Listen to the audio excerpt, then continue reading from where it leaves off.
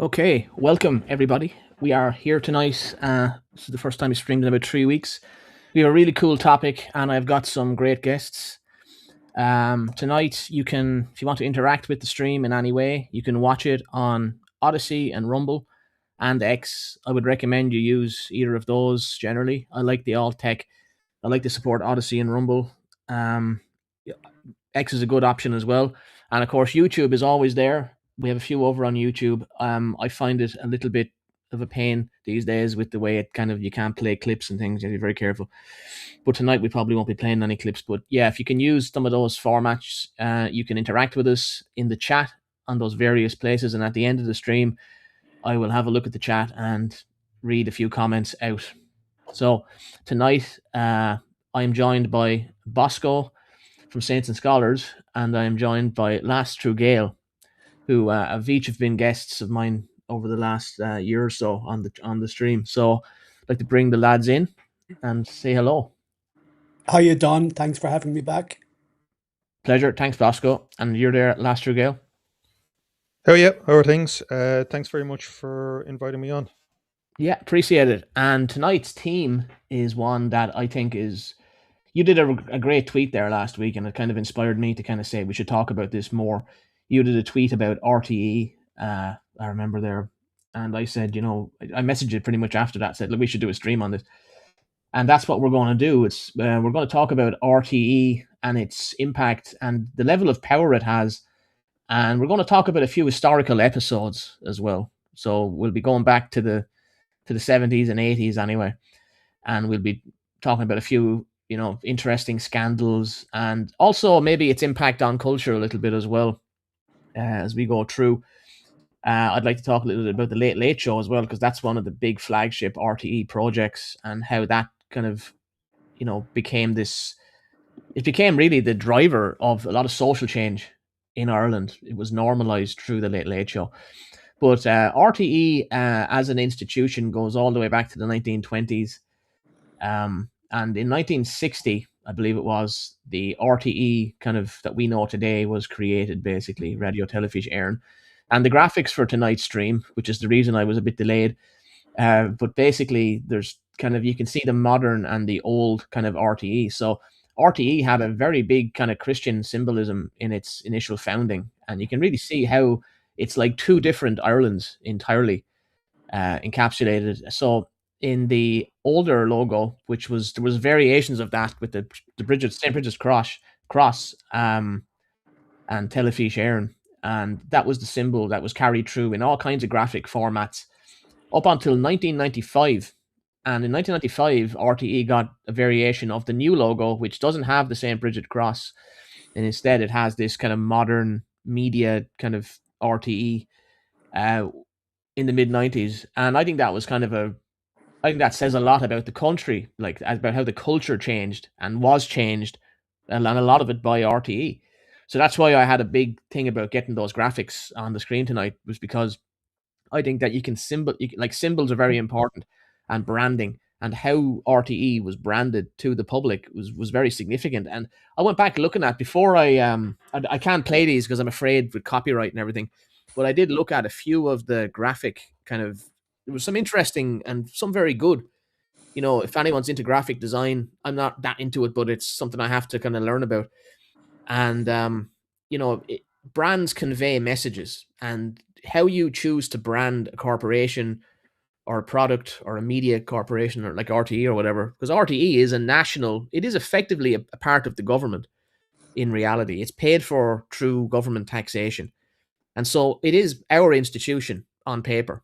There's a TV license that is mandatory, and I think it's important to kind of look at RTE as this generator of culture and as a generator of the political establishment and what's normal to what's acceptable opinion.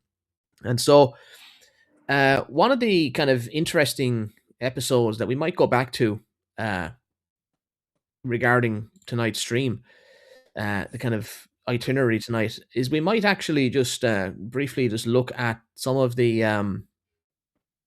how the Troubles, for example, was portrayed on RTE. And I thought this was really interesting I know last year, Gael, you did a lot of reading this week. I know Bosco, you've written about things around this as well. How RTE basically, through Section 31, which was invoked most famously by the minister Conor Cruise O'Brien in 1974, I think it was, wasn't it? That's right. Thereabouts, anyway. And that kind of that meant that the troubles in Ireland were presented in a more censorious fashion in Ireland than they were in Britain. And I think that says a lot, really, about the priorities of RTE and how close it was to the administration of the country, and that the people of Ireland are not allowed to hear certain organizations and their messages. Do you want to speak to that a little bit, last year, Gael? Yeah, just to kind of like go back to your point there about like how the whole kind of system or the institutions between RTE and the government have integrated with each other.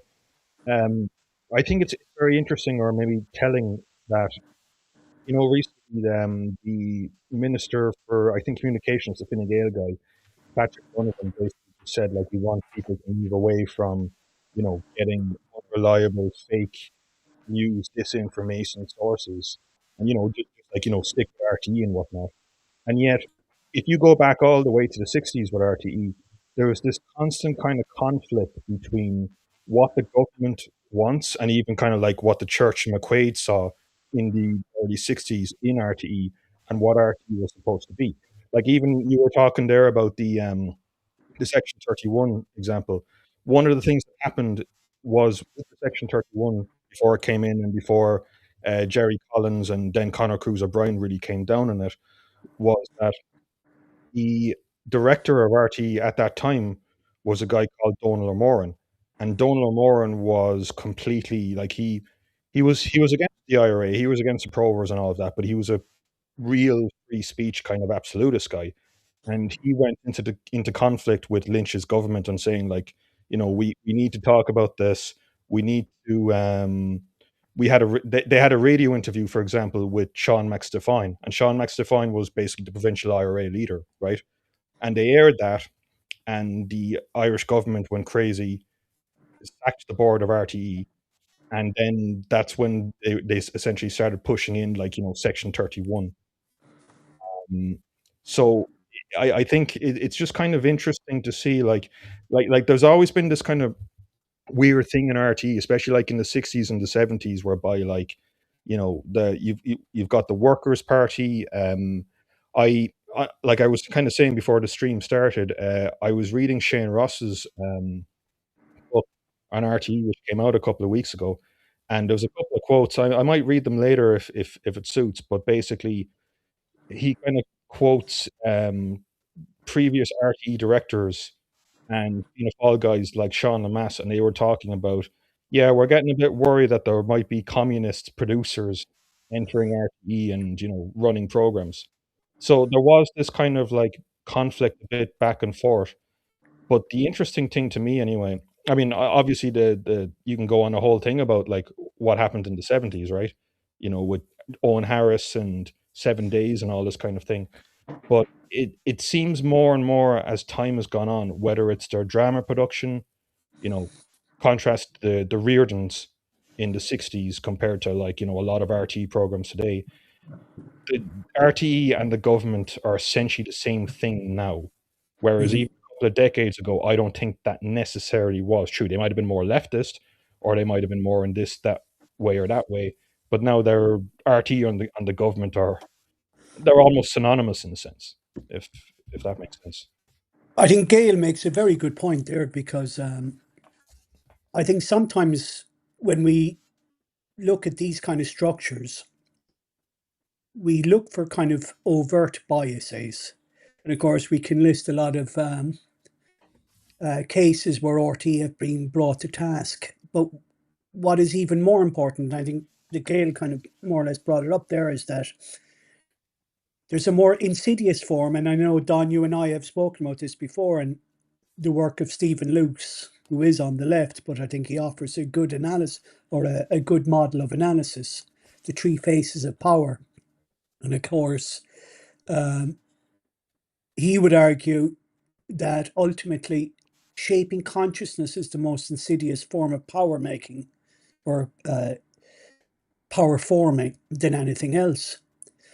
And I think the Gael is onto something there, because if you look at the Reardons, even Glenroe, and compare that to their flagship kind of Fair City today, it's the same in England and with EastEnders and, Coronation Street. These programming are infused with certain kind of narratives that bypass any type of critical analysis, and they all kind of beg the question.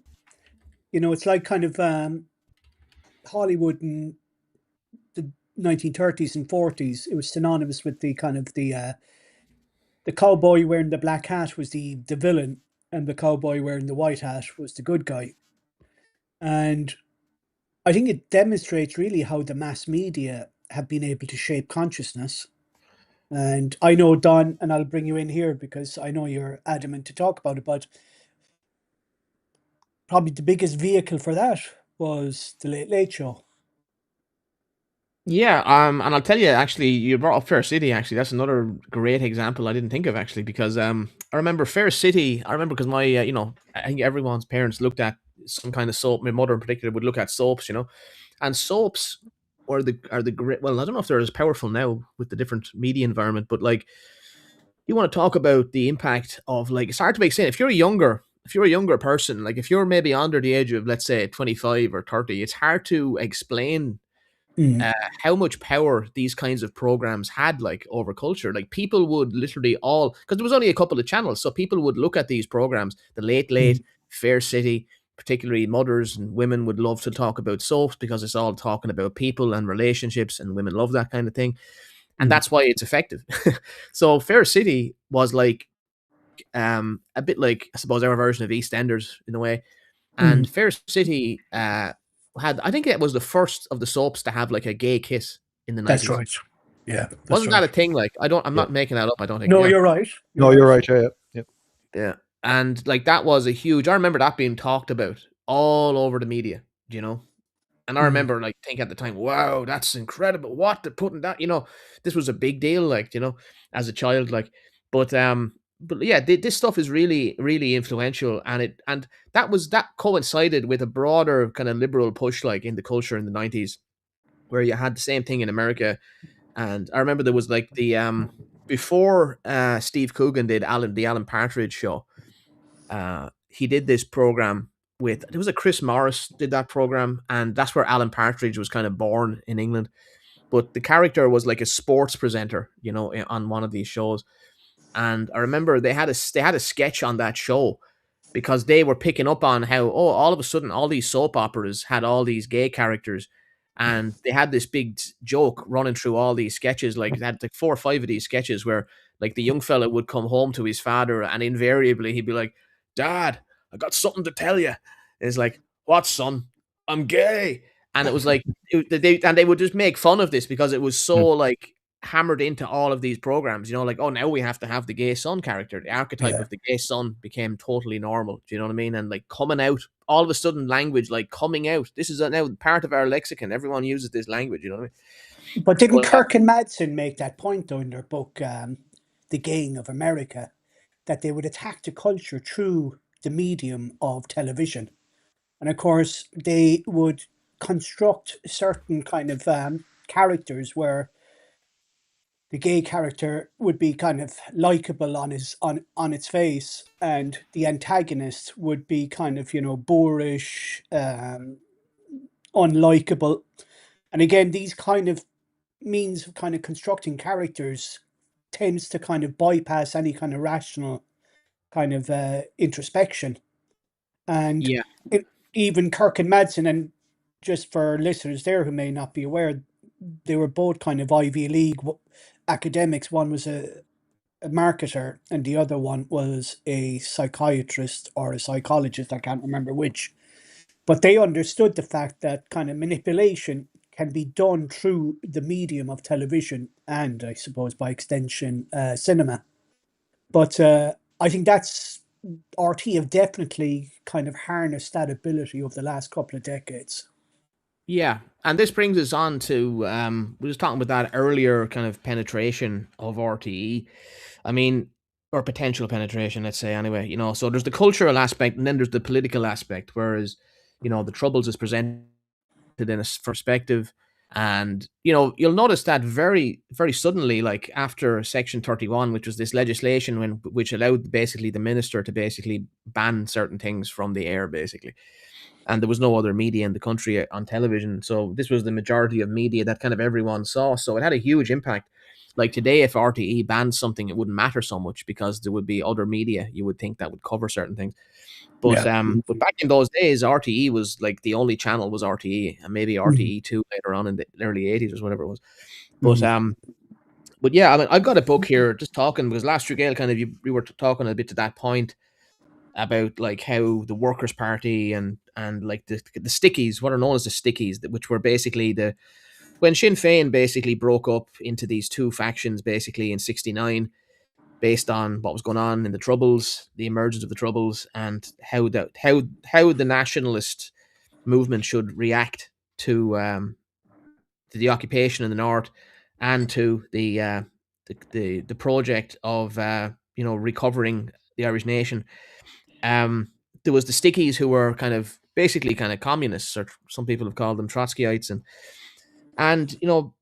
that was the one faction, and they were against physical force kind of republicanism at that point. They were saying we should hold back, and then the Provos were basically emerged as the group, as the armed force people, and they were hated by the Stickies, and the Stickies kind of went through a phase where they became very influential in RTE, and this was well acknowledged. So I'm just going to read here a little paragraph or two from a book called Orwellian Ireland by Brian Nugent, and he summarizes some of this. Brian Nugent's an interesting guy, and he wrote this book. It's available on his website, or it was years ago anyway, called Orwellian Ireland. And he describes some of this, he summarizes some of it, and he's citing here the Sunday Business Post. And he says, many accounts of those days in RTE ascribe its failings to a takeover of RTE current affairs by the Workers' Party, whose hysterical anti-Provoism formed the backbone of RTE's system of self-censorship. However, this is to miss the point. There was a peculiarly RTE alliance between the systems of media control originally devised by the two Joes, McCarthy and Stalin, at work. The conservative leaderships of the Irish political establishment were happy to see the Republican viewpoint excluded, even if that meant the eventual, if short-lived, emergence of the Workers' Party. The attempt by the Workers' Party to control media coverage of the North was largely successful because it was in tune with a conservative fear of the consequences of permitting exposure of nationalist experience in the North. The conservative attitude continued to affect coverage long after the demise of Section 31 in January 1994 and of the Workers' Party influence. It was also not confined to RTE. Now, we could talk about, because there's that great book which you have last year, Gael. Which I wrote an article on this book years ago. It's called The Lost Revolution: The Story of the Official IRA and the Workers' Party. And that book basically goes into great detail about how people like Owen Harris and many others, the Stickies, basically, kind of went into RTE, and in particular, they were really influential in the current affairs. And there was a program called 7 Days, or wasn't that what it called, 7 Days? Yeah. And that was like in the 80s, that was the big kind of like prime time, I suppose. And actually, Mary McAleese, I think, worked on that as well, although she wasn't in that faction, I don't believe. And basically so they were very anti-Provo, and so they were cheering, they were delighted that the minister had banned basically the Provos from the air. But in reality, these guys were controlling a lot of how this was presented to the Irish people. Yeah. And do you want to hop in there, actually, Gail? I've said a lot there. Do you want to hop in Yeah, on some yeah. of that? Just to back up this point, I mean, this is a kind of a point or an issue whereby, like, you get a Boomer or Derek's, and they'll be like, well, this is just McCarthyism or a conspiracy, and it isn't. It's completely well documented. I mean, I've got I I have quotes from that Shane Ross book, the RT one, and for example, they thought it was so serious that back in 1976, 7 days were having programs on like, how Irish oil drilling companies should, like, we should be self-sufficient in oil and things like that. Like 7 days was used primarily as a workers' party, like, policy advertiser for that. Are you after dropping out there? Sorry, your audio just dropped out a bit. Sorry. Oh, sorry. Am I a bit better now? Yeah, just yeah. This is it's supposed to be your. Maybe there's maybe you're on Wi-Fi and maybe there's some other stuff going on, but it's okay now again, I think. But Okay, just dropped out for a second. yeah. Sorry, I think I wasn't close enough to the mic, but they thought it was so serious. Like back in 1976, 1977, like the director at the time of RT, Oliver Maloney, basically had a kind of a mass firing and a mass purge and shut down 7 days as a result of this. So, I mean, like the whole like workers' party thing goes into so many different directions, like Group B or the Dunn gang and things like that. I know that's a bit off the point with RTE, but the point is that it's a show that like how real this thing was, how a lot of people even within RTE kind of feared it. And even stuff like, whether it's Eamon Gilmore or whether it's Pat Rabbit, like, the workers' stickies influence, like, was, it obviously kind of started to die down kind of decades after that, but it was a huge influencer in, public relations and media policy. Or, if you want to take a lot of these famous Irish journalists, like Charlie Bird or Marion Finucane, they were all ingrained in this. Like they were, I mean, Charlie Bird and Marion Finucane, they were part of this like Ned Stapleton coming, which was like the focus of that was essentially, pushing workers' party policy. It's a real thing, like.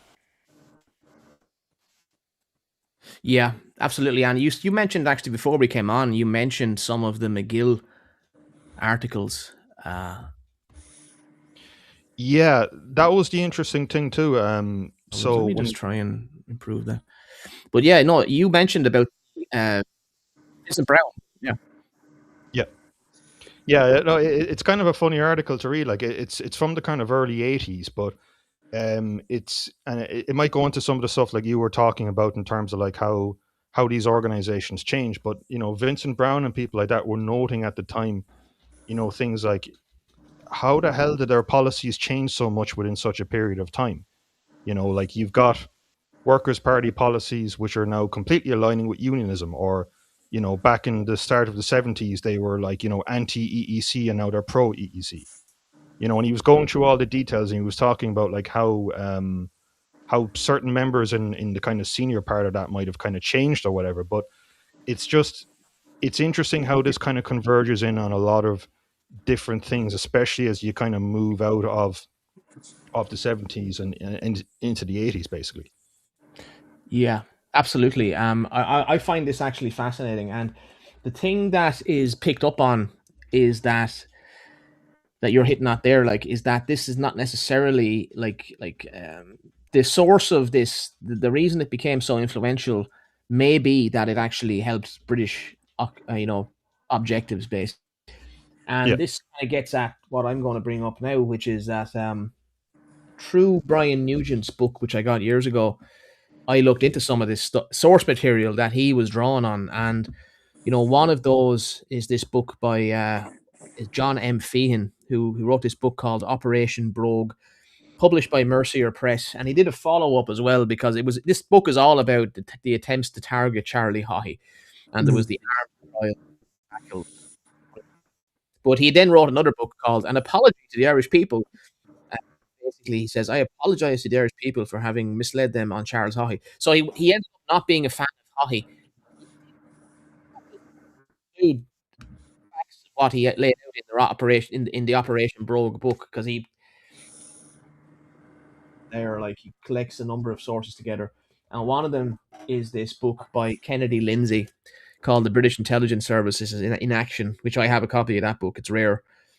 And he was a unionist up north, and it was all about what the British were doing basically at the time in the 6 counties, like, and he basically goes into all this detail about how like the media and all is influenced by basically British intelligence, and and potentially CIA as well, because he says they're basically collaborating.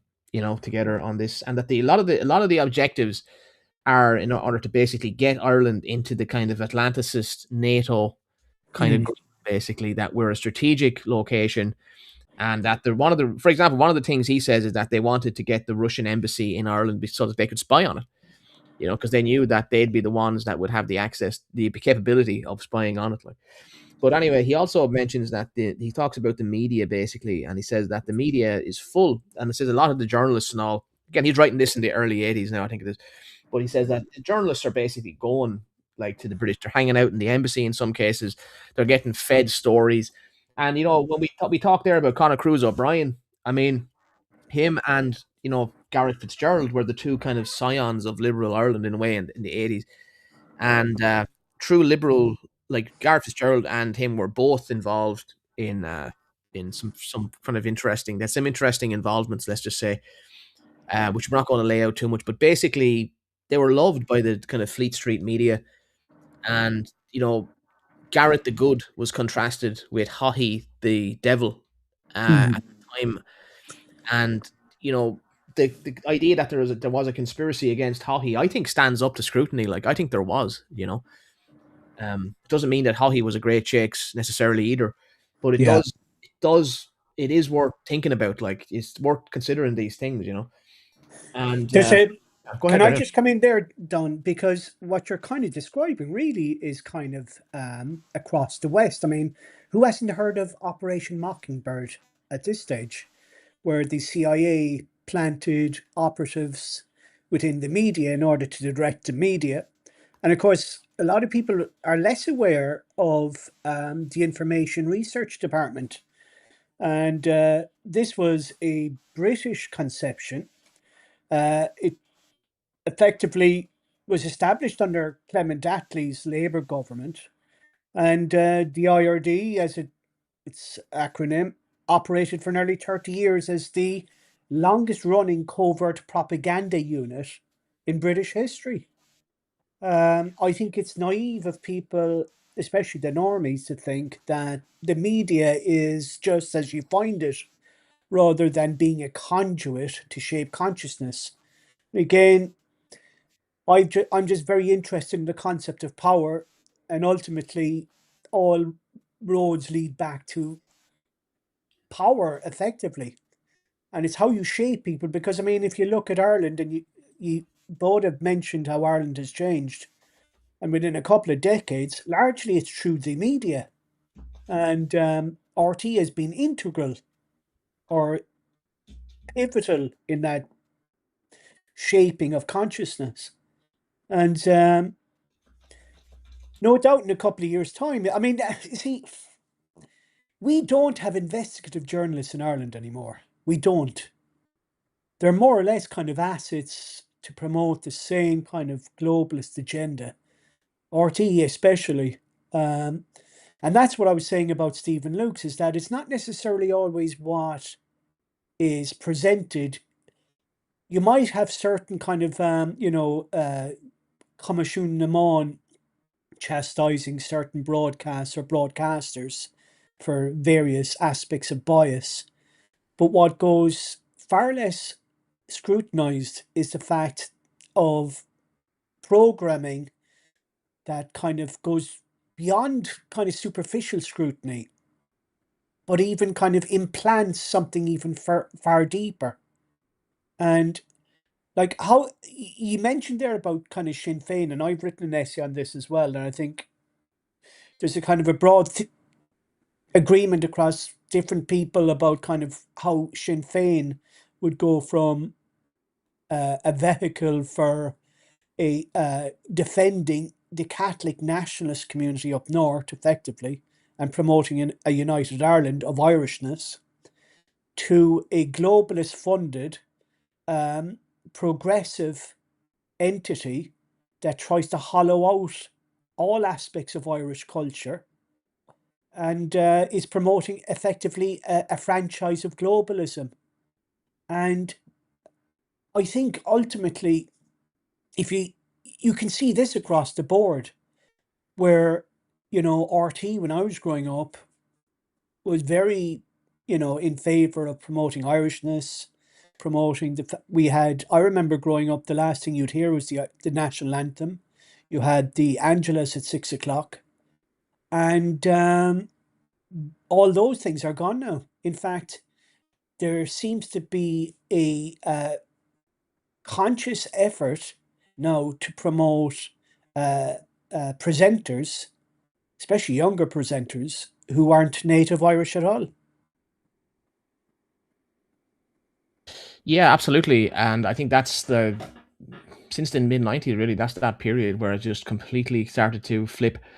And I think the multiculturalism, the diversity, it's actually nauseous. Like, I don't know how people look at RTE, to be honest, Like, if you take the Late Late Show as a kind of a model or as an example, I mean, whatever you think about Gay Byrne, like, he was talented at what he did, And like, I looked at from preparing for this stream, like, I looked back at some of the older episodes of the Late Late Show, and or sections of them. Like, I can't play them because I'm afraid to, because I got copyright struck. But basically, you had examples there where you had, for example, the Late Late, like, was a kind of a window into the world for Irish people. It brought people in contact with all these other developments in international kind of culture or whatever. And if they appeared on the Late Late Show, it was like a direct line into the psyche of the Irish nation. Like, you were just slingshotted into the consciousness of the people. Like, and for younger people, that doesn't seem as possible now, But it was literally like that, And I remember, like, I remember looking at some of these episodes, But I remember he had the Raelian cult on in the 90s to talk, like, for like an hour. He spent like an hour talking to this Raelian cult, and and then he'd have Uri Geller on bending spoons, and you put your spoon on the television, and everyone, you take part in this, and people would ring in, the spoon is bending, it's definitely bending. Yeah. But like, they've different bending now. Yeah, gender bending. I was like, oh yeah, my son is trans. Yeah, absolutely, Jerry, yeah, or whatever his name is now. Keelty, but it's lost a lot of that cultural power now. And when with Keelty now, I don't think it's doing anywhere near those ratings, like, but it's a different time, But yeah, the Late. I mean, it had like David Icke was another one of the guests. I remember he had him on, and he, he would be taking the piss a little bit, but he let these guys talk, and like, that was kind of like radical. And one of the things, getting back to our Section 31, anti-Provo kind of thing. I mean, he had Jerry Adams on for a famous interview in 1994, just after that ended, basically. And, it was a famous moment where, like, Jerry Adams is like, it's like he's sitting in a courtroom. And there was a panel of, like, I think it was like Austin Curry and a few other people like that. Maybe Michael McDowell, actually, I think it could have been, if I remember rightly. And, that I remember looking at that years ago, and, it was really, it was very hostile to Jerry Adams, obviously. Now, again, I'm not a fan of Sinn Féin particularly now, but it was very noticeable, the kind of the agenda of it. But yeah, then, like, it was, another thing. Then when Pat Kenny took it over in '99 or whatever, I remember there was an interview there with, like, John Waters, Eamon Dunphy, and Owen Harris, who was a former Workers' Party guy. He became a full neocon, basically. He went from, like, radical international socialist, basically, to was anti-Provo, to basically becoming a neocon in the late 90s, Yeah. And, like, I think he was in favor of the Iraq war and all that, I think advisor to John Bruton and the Ulster Unionist Party as well. Yes.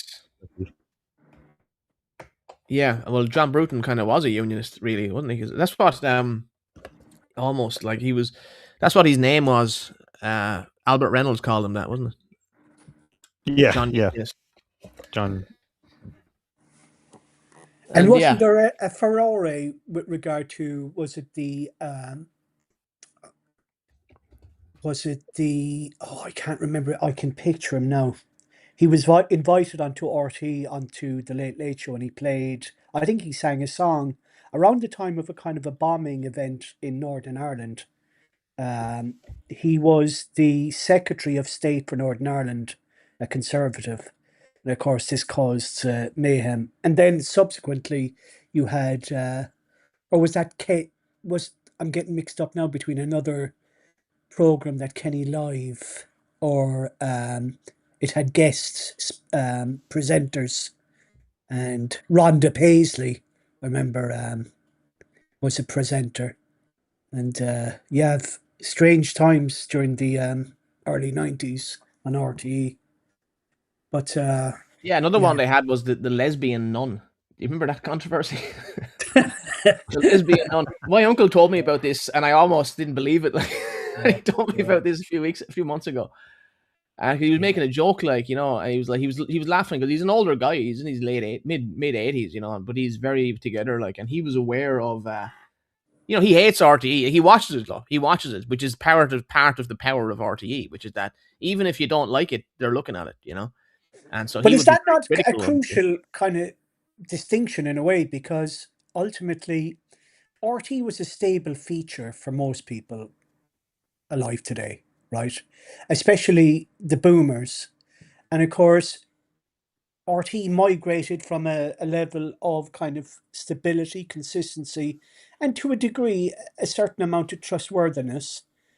Yet the same boomers are digesting the same material, or they digesting, you know, RTE and other newspapers, but the contents are very different. And that's dangerous because a lot of people who trusted RT remain, you know, trusting of RT. And this is what I would argue is why many of the boomers kind of look so kind of dispassionately upon kind of nationalism, despite the fact that most of them would have grown up recognizing that, you know, having pride in your country, you know. Yeah, it's the power of it is that they still look at it like that. That is one of the things that's one of the reasons I wanted to talk about this so much is that RTE does control, like, to maybe, like, to that boomer audience, or maybe, you know, maybe anyone in the 60s to 80s up, kind of 60s up, like, in particular. It's like nothing is real unless, like, I mean, we're talking about certain events that happen, you know, online, and they're a thing on social media. I mean, no one on RTE has seen any of that footage that we have seen, like, of any of these particular, like, stabbings or anything like that. Not to get into any Yeah. specific incident, but, Yeah. you know, they haven't seen this. Like, this doesn't land. And even if they've heard of it in tangential, they just, okay, we heard about this on the news. It's gone the next day. Yeah. I know there's that trial going on of that Riyad Bouchikar guy, you know, and Mm. I mean, that was like the opening of that trial was barely mentioned in the media. It Yeah. wasn't mentioned on RTE, which is incredible. Like, that's an Mm. incredible, like, thing. Yeah. But it just doesn't land because no one really, it's not in the consciousness of people. So it's not real. It effectively isn't real to them, you know? Yeah, and even kind of like going back to that kind of point, like I made at the start about like how it's kind of become more and more integrated with the state. So if you kind of take a look at, like, you know, maybe even just from kind of a boomer position, or like, you know, from a few decades ago, they would kind of correlate with, you know, kind of stuffy, bad Fianna Fáil, Fine Gael government, what have you, and then RT come along and they challenge the consensus, whether it's you know, a priest talking about something on the Reardons, or whether it's you know, any of these kind of like scandals or whatnot, or a primetime investigates program. You know, and RT probably was like that to some little degree in the past. I mean, I even find it fascinating, and I posted it a few times on my Twitter account. There's a David McWilliams documentary called "The Pope's Children," but there's a section of it where he talks about like mass immigration not being a good thing, and, you know, even around the late 2000s, you know, with the financial crash and whatnot, you did have kind of people like Charlie McCreevy and Bertie Ahern trying to play down the idea that there was a crash or there were issues coming. Whereas RT had people like, you know, David McWilliams, and there's a UCD economist who predicted as well. Morgan Kelly, I think it was his name. Oh, yeah. And, you know, like there was that level of kind of like, you know, challenge and trust, like you were saying. But especially now, since the past, I would say maybe since Varadkar got in, it's turned much more into the kind of like, you know, the Fianna Fáil, Fine Gael show, whether it's funding the 730 million or Commerce Union Man or things like that. That level of kind of like maybe some bit kind of, that level of trust, because they would kind of talk out against certain government things. That trust is still there, but that function is not happening in RTE anymore. Like even things like, in the Galway in the by-elections in Dublin Central and Galway West, there was a lot of concerns that like Nick Delahanty were posting up about, like, Daniel Ennis's connections to IPAS centres, which is a very important, legitimate question. Or, like your one Helen Ogbu, like her connections Galway. to these, Galway West, all these kind of connections, and they're not being scrutinized, they're not being brought up. I mean, when was the last time? I mean, I can even barely remember this, like in the early 2010s, whereby a Primetime Investigates program would come out and people would be like, holy shit, that was going on.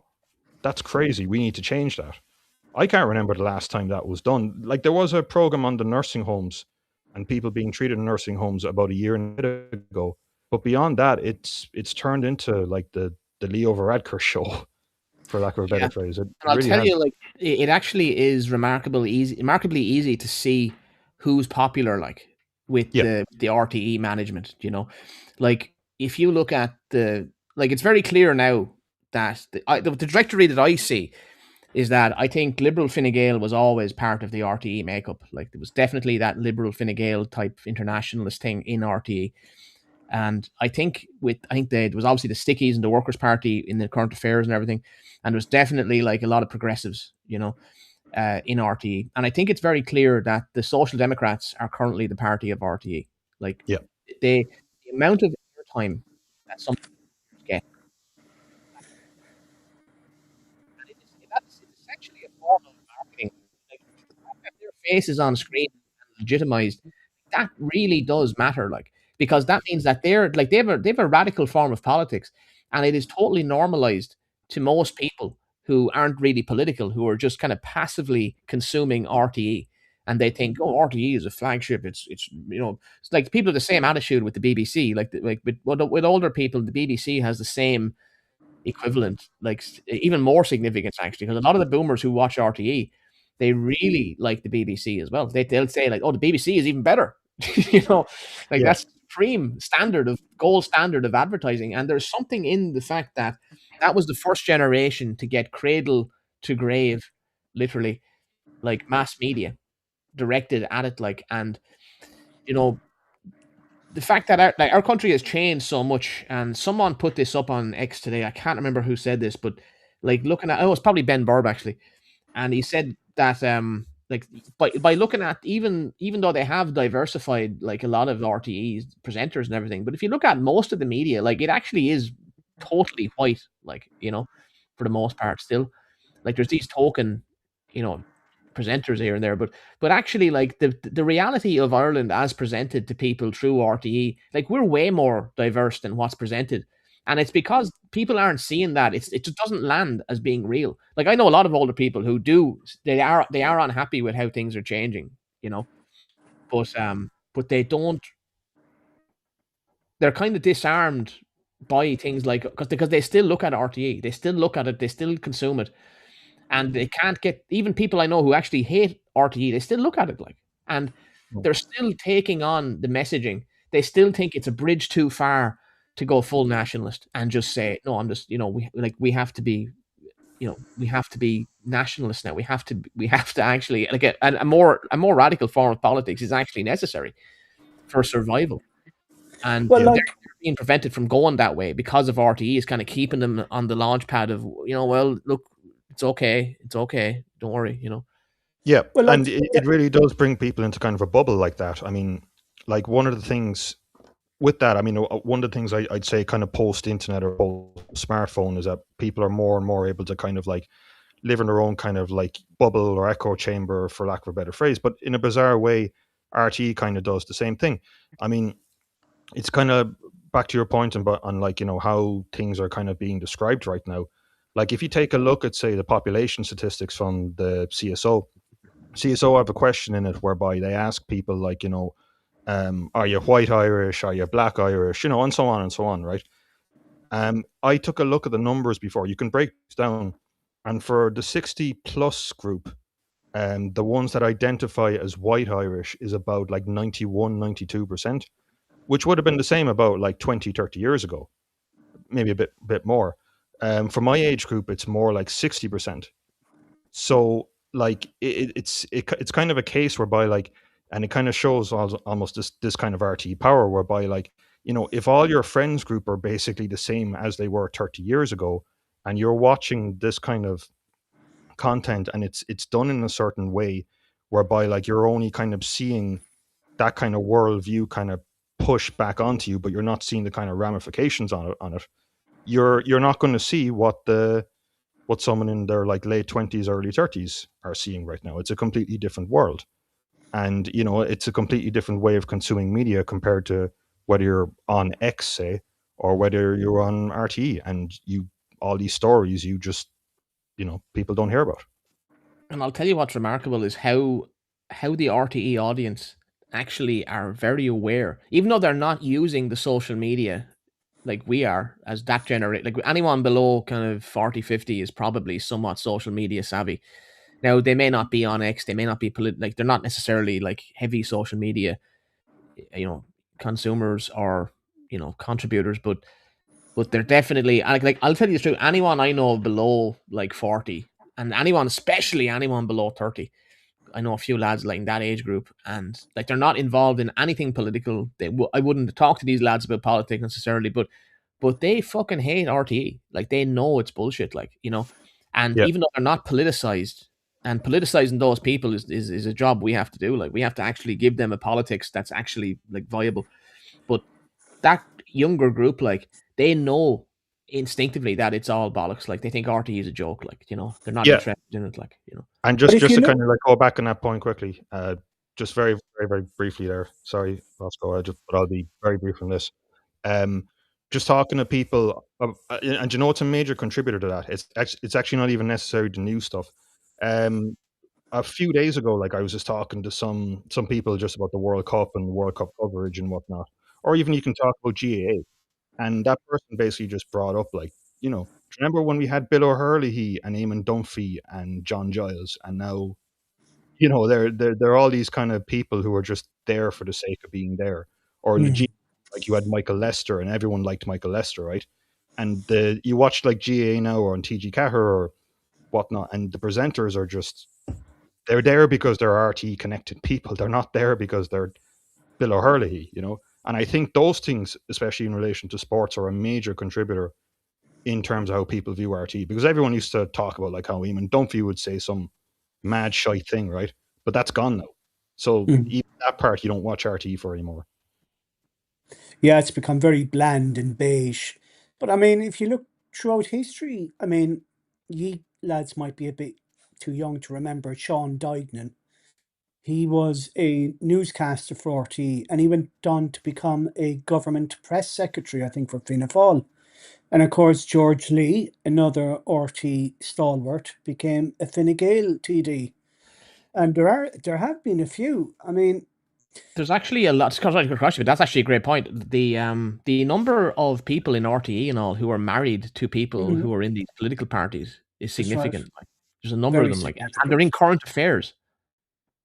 And again, and you're probably too young to remember this, but in 1999, infamously, Padraig Flynn on the Late Late Show had it effectively derailed his political career because, in an act of complete hubris, he talked about owning three houses and how difficult it was to maintain three houses and to clean three houses and to hire housekeepers. People were appalled because during the time people were struggling.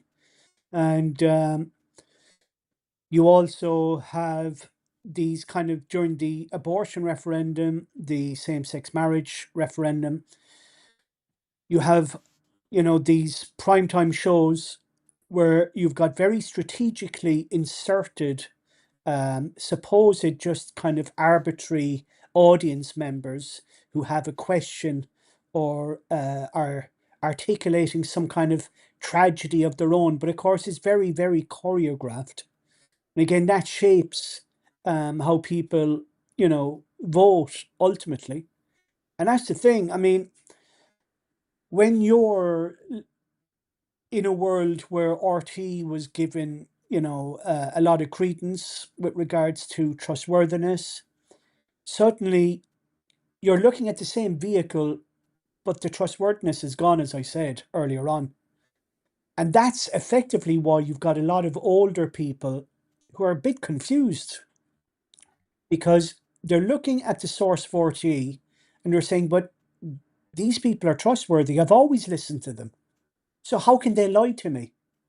And it's become a major problem. But I think what RT now, and we saw it there with the minister who was talking to Ben Scanlon, and was it he was talking about effectively that they're worried about the emerging kind of what they would call disinformation or misinformation. And what it really is dissenting opinion from a very, very kind of captured media apparatus that, as the last true Gael said there, was completely in lockstep with the government. I mean, during the COVID debacle, was there any genuine investigative or scrutiny of any policies? There wasn't. No. None.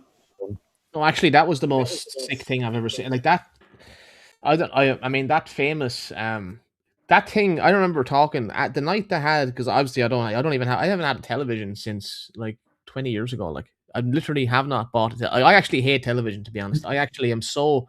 I find that if I have a television even near me, I feel physically ill. Like I hate it. I hate everything about it. I just hate television uh, especially anything to do with politics or anything. But like I just can't look at it.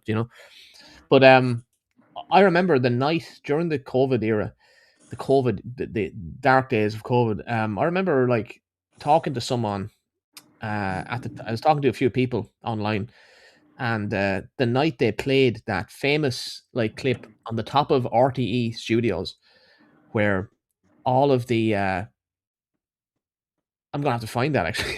They have all the guards and all, Oh, and to Jerusalem.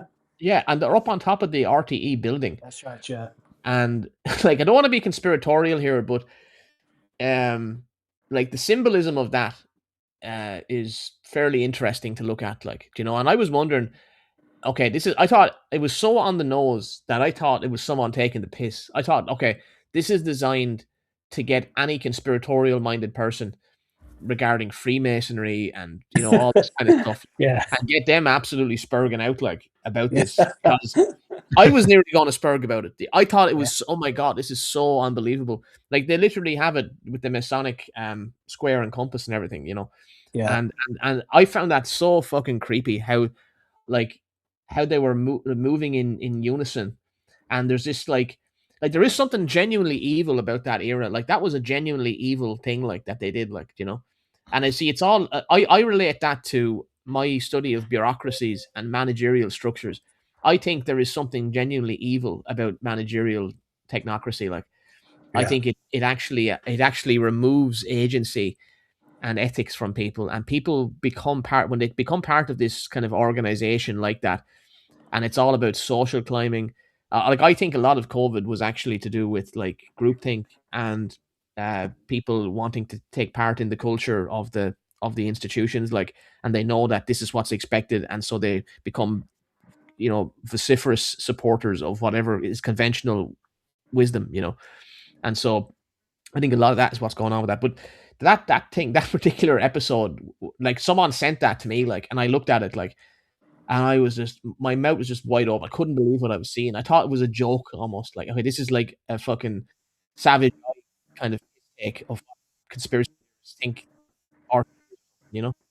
But Well, what I thought was even worse, Don, was when I think it could have been on the Late Late Show, and they had these two characters in big kind of plastic uh, spheres, and they were saying, "Oh, this is the way to go. This might be the way to the future, where you're completely insulated from any kind of you know noxious gases or COVID."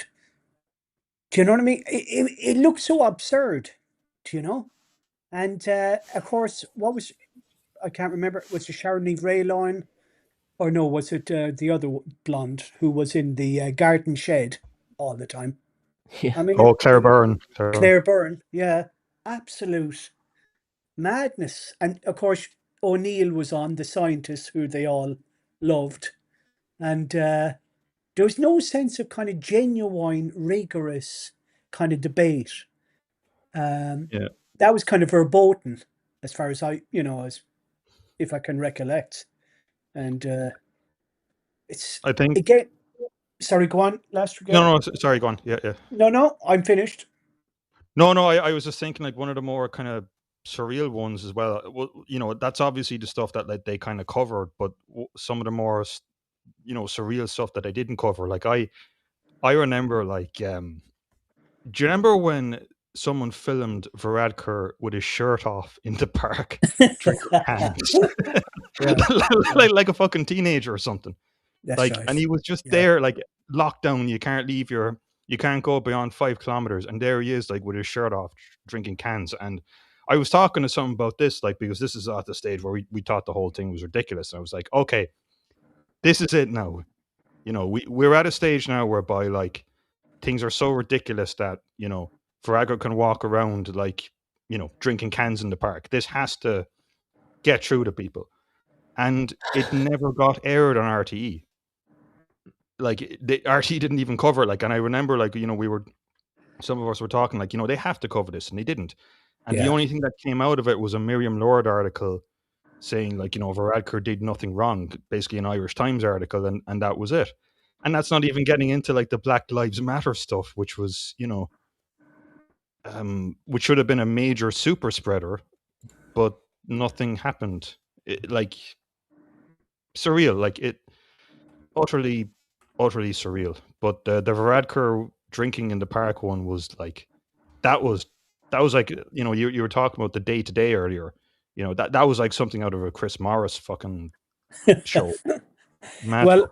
I think one of the most absurd scenes I saw was, and my brother reminded me, was I think there was a rugby match on, and the guy, a player who must have been injured, and he was bringing on water or some instruction, and he was wearing a mask onto the field while all the players had no masks, and they were scrumming and they were spitting at each other and they were in close contact.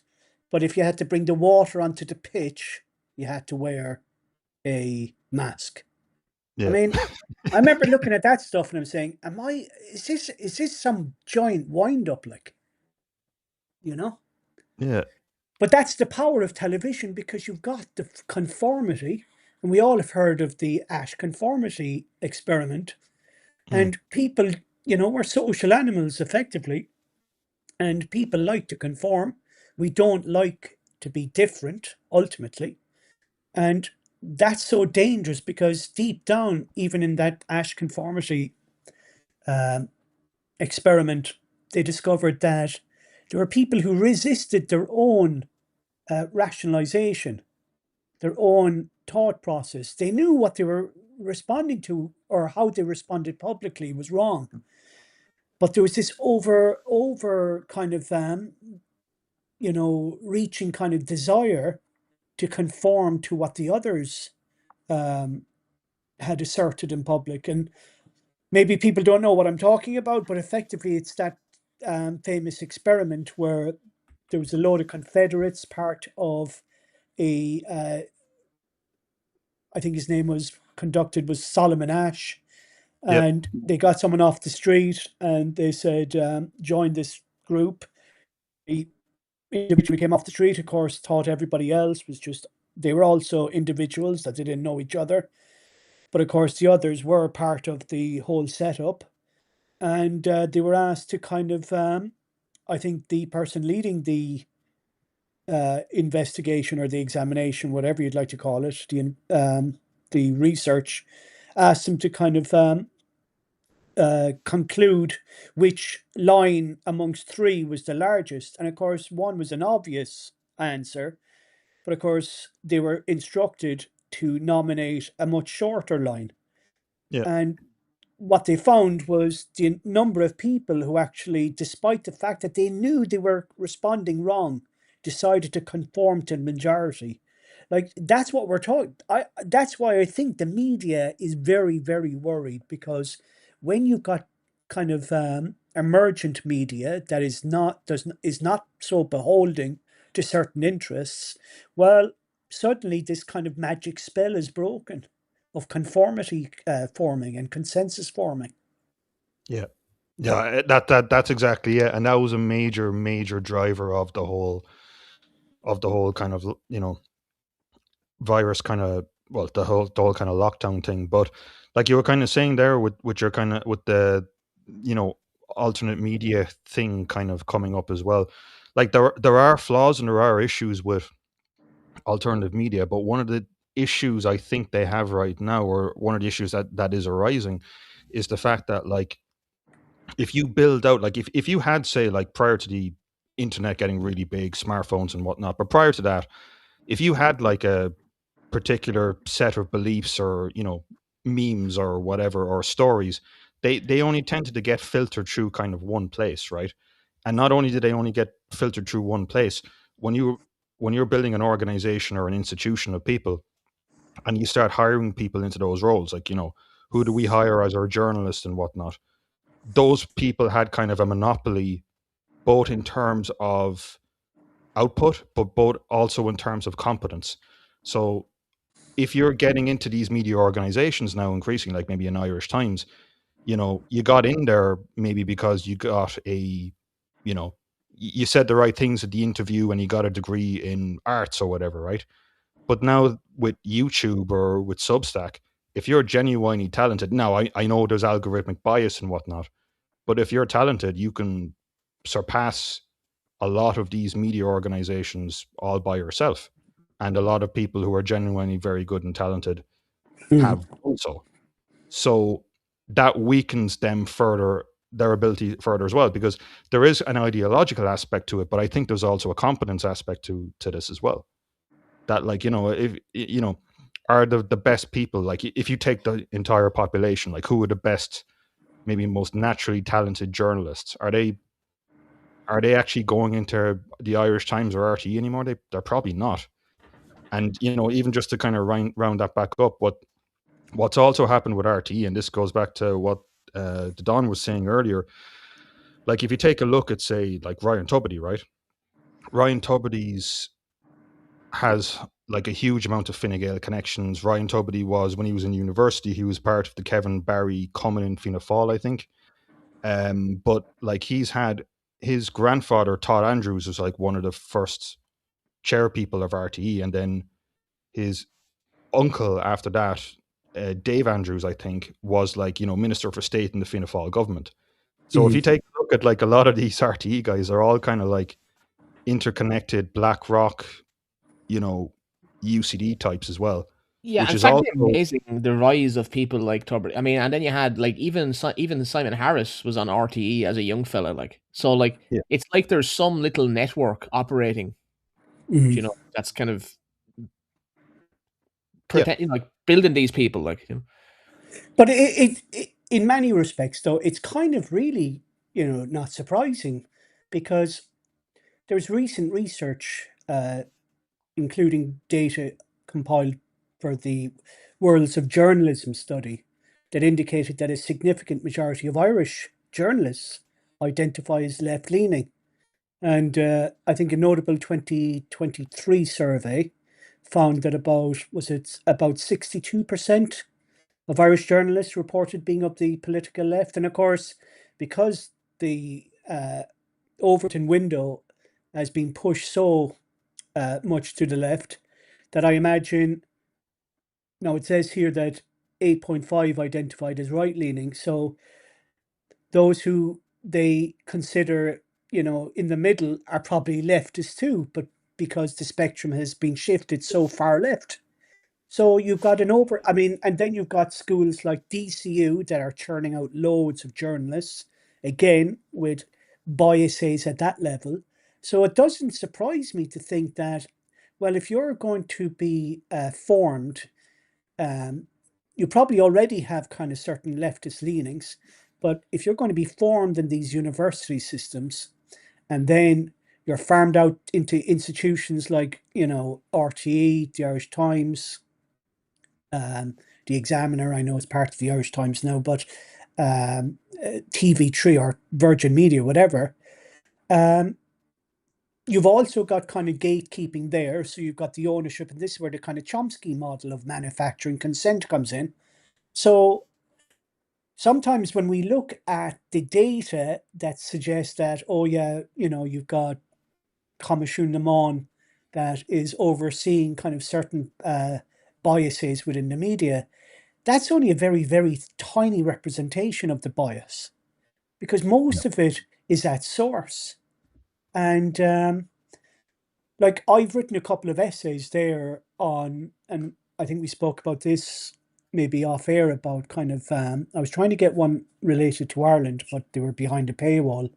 But it was written by The Guardian, and it was commenting on the riots up in Belfast. And I kind of went through it line by line. And the number of fallacies that I discovered there was just phenomenal. And you've got, framing, you've got kind of the entomeme, which is a hidden premise. And you've got kind of begging the question, which is a form of fallacy, where you're asserting something without actually providing any evidence of it. And the most obvious example is how nearly all dissent now is framed as far right. But they never define what the far right is. It's left, Yep. you see, and this is where it gets insidious, because it bypasses kind of, again, this kind of rational understanding. Because if anybody thinks of far right, well, we've all been brought up with movies about the Nazis and Germany, whatever. So you automatically assume far right is Nazi. Ergo, if the media labels someone as far right, ergo they must be Nazis. Yeah. And the kind of insidious thing in that, like, like if a person kind of like, they'll have kind of different levels, and everyone has different levels when they think about this stuff. So when they hear the Nazi kind of connotation, 99% of people will go, well, yeah, that's nuts. But only if they kind of think about it and maybe you talk to them about it. Their immediate kind of gut feeling would be like, oh, okay, that's bad. Wait, maybe it's not. But unless they're kind of talking about it or kind of analyzing it in their own head, it kind of just stays as that kind of like, kind of gut reaction. It's like the way that like a lot of marketing and media is like, you might walk into a supermarket and you see a product and you go, oh, I kind of like that. And the reason you might kind of like that is basically you saw an ad on the telly and the ad was funny and you laughed at it. And then you have a subconscious kind of like association with the product. So you kind of go for that and buy that more, right? It's kind of a similar thing here. Even though you kind of know maybe it's ridiculous that you like, John's bread because John made you laugh on TV, you'll still kind of go for the bread a bit more, right? That's right. Yeah. And it's amazing how really manipulable, kind of human beings can be. I mean, I discussed it before about the role of branding, and I came across another video there on YouTube, and it was a guy who was deconstructing this women's handbag. Now, don't ask how that came on my feed, but it Yeah. did. And he deconstructed it. It was worth 80 grand. I mean, 80 grand on a handbag. But anyway, I think he was a Chinese bloke, actually. And he was saying, oh, this leather is a form of alligator leather. Now, that is very expensive to source. That's the most expensive component. Just say 4 grand. And I was going, wow, 4 grand for a small bit of leather. But anyway, 4 grand. And then he went through other aspects. And anyway, it came out anyway to the cost, including labour, would cost about 4,850 quid. So the bulk of it went towards the leather. And then you had stitching, and he was laughing because he was saying, oh, kind of course, uh, for these haute couture, they call it kind of, they use the word kind of French or Chinese stitching. right, in French, whatever that is. But he Yeah. laughed because he said that's just mass-produced Chinese thread, right? So anyway, like effectively, you're paying like 76 or 75 grand effectively for the brand name because that brand name gives you exclusivity. Yeah. And that just shows you how manipulatable people are with regards not just to branding, but politics itself. Because that's what I've discussed with the Don before about kind of, we live in an age now of high therapeutic value and reputational value, where if you hold certain opinions, and Rob Henderson wrote a book on this about luxury beliefs, because we Yeah. all know the convictions fall. There are no convictions because when there's a personal cost, they fall. And I've Mm.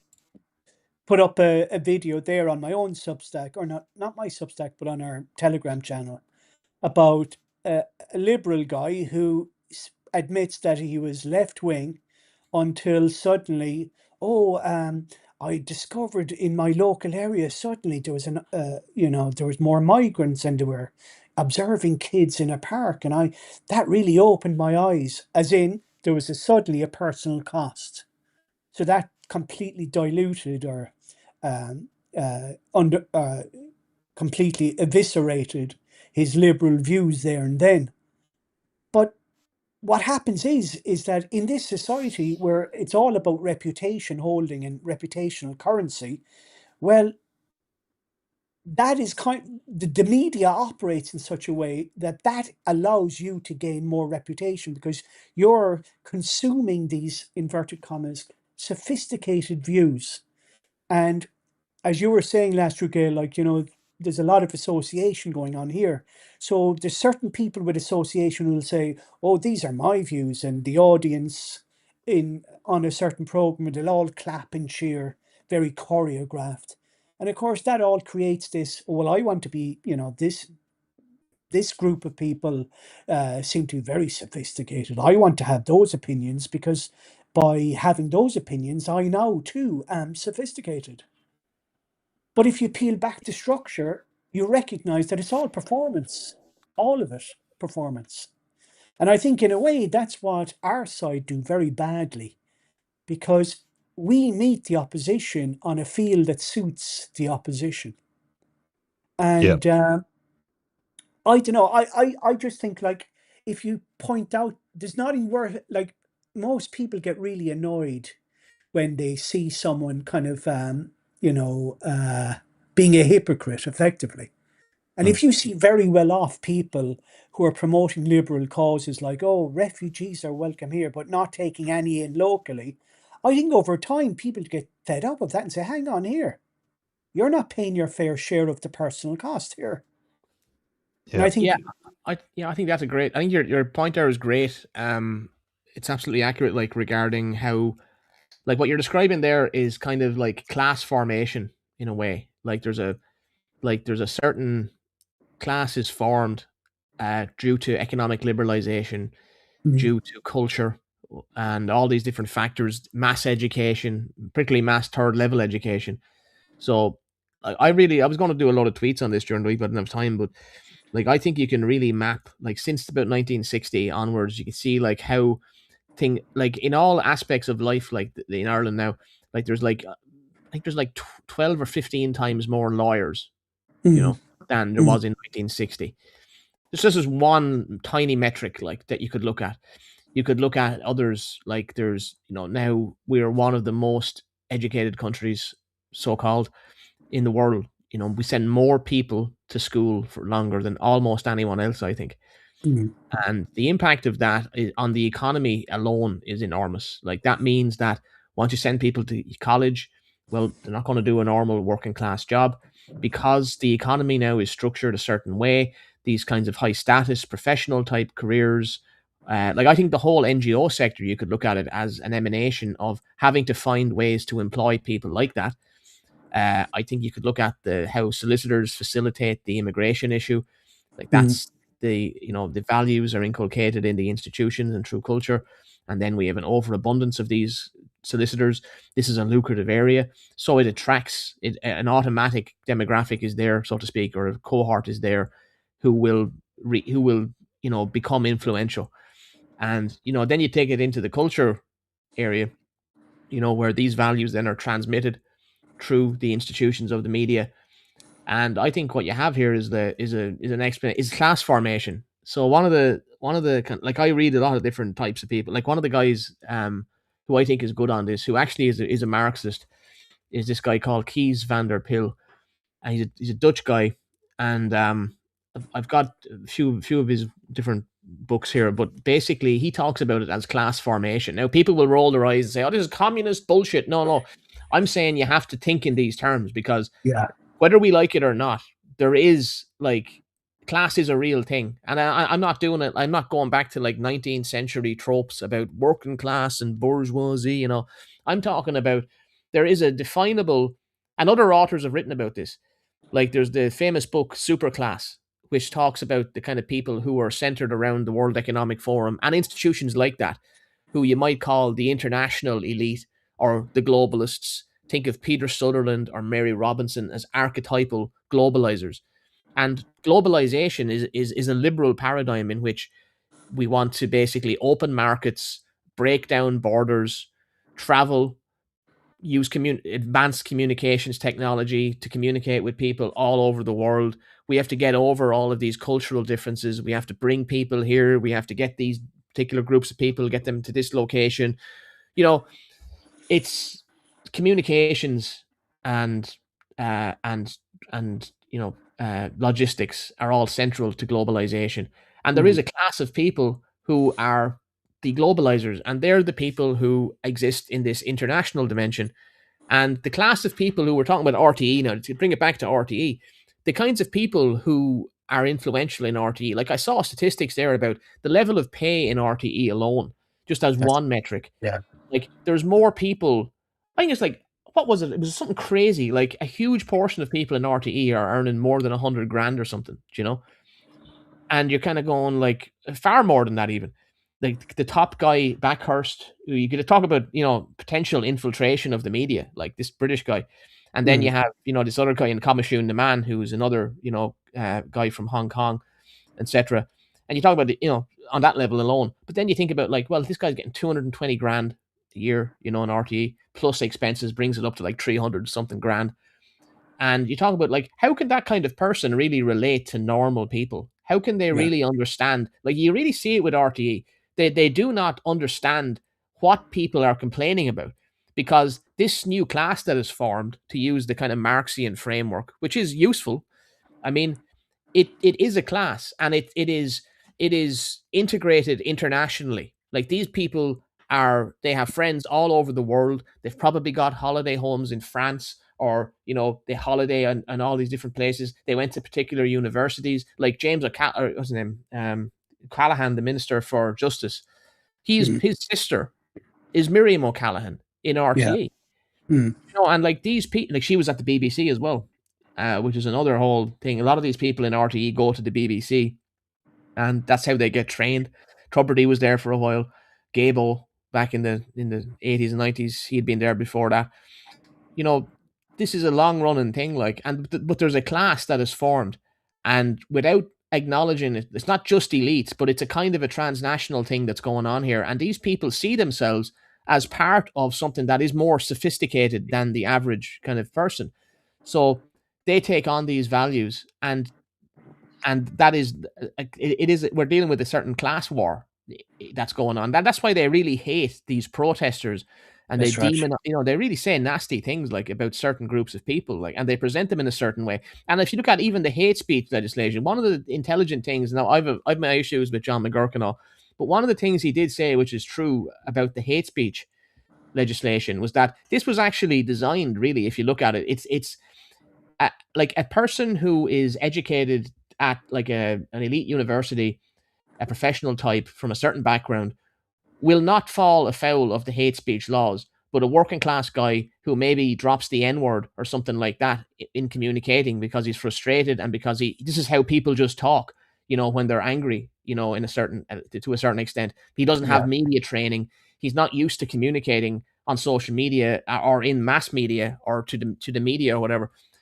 He's not used to doing these things, so he will be likely to fall into these pitfalls of being prosecuted under hate speech legislation. Whereas an intelligent, not intelligent, but like an educated person, like take a lawyer who maybe represents the Muslim Brotherhood or something, like, he could be representing an organization which does a lot of subversive things, but he'll never fall afoul of it because he's educated to walk around these things and make points in a more professional manner.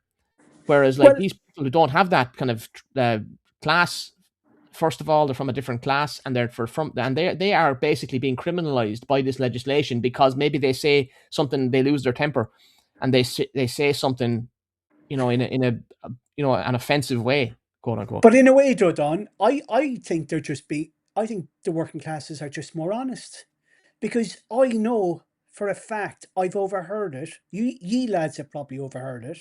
Middle class people who are progressive say the most bigoted things, especially about like if you told one of these kind of middle class guys or someone working for RTÉ that there was going to be a halting site built near their luxury home, they'd go mental. And I've heard these people react this way They do go because mental, yeah. I think what they despise the working classes because they're too bloody honest.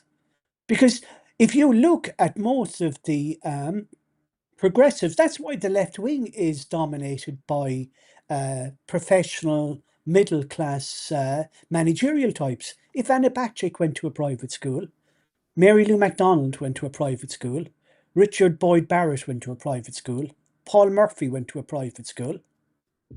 They're in charge of the left. It's the same in England. Keir Starmer, all these characters. And, your man Polanski with the Green Party in England. Like, they despise the working class because ultimately they're frauds, these people, right? Frauds in the sense that they promote all these egalitarian policies, but they'll pay no personal cost for them. Because they know there are different ways, for example, to rid themselves, shall I say, of certain kind of inconveniences. Like apparently in the early 2000s, there was talk of some refugee centre or something of that accord, or of that nature, being put into Ball's Bridge. And of course, there were no riots, but what those in residence in Ball's Bridge did, they used the legal route. So they were able to stop kind of planning permission. Yeah. Yeah, And that's I the only remember that difference. case because what happened was, wasn't it something like they hired a bunch of solicitors to go over the building, and they found that there was a fire safety thing Yeah. that was not done in one way or the other, and they just got the whole IPAS center shut down.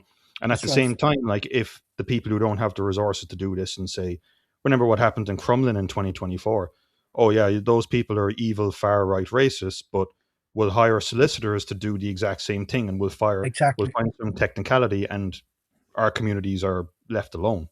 That's right. Yeah, if you look at the way Dublin, for example, was diversified, I've got books like written by like Irish like sociologists and everything where they're talking. One of them is that Fanning guy.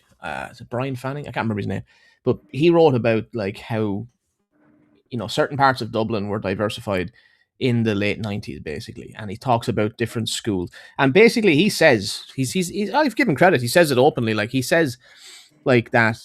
This is kind of a class thing as well because these areas were basically just regular dubs, like, and they didn't have the capability to basically say no. So there's like it's like they talk about like a poverty draft in the American army, where people who from a certain economic background are kind of funneled into the army simply because it's a way to get to college.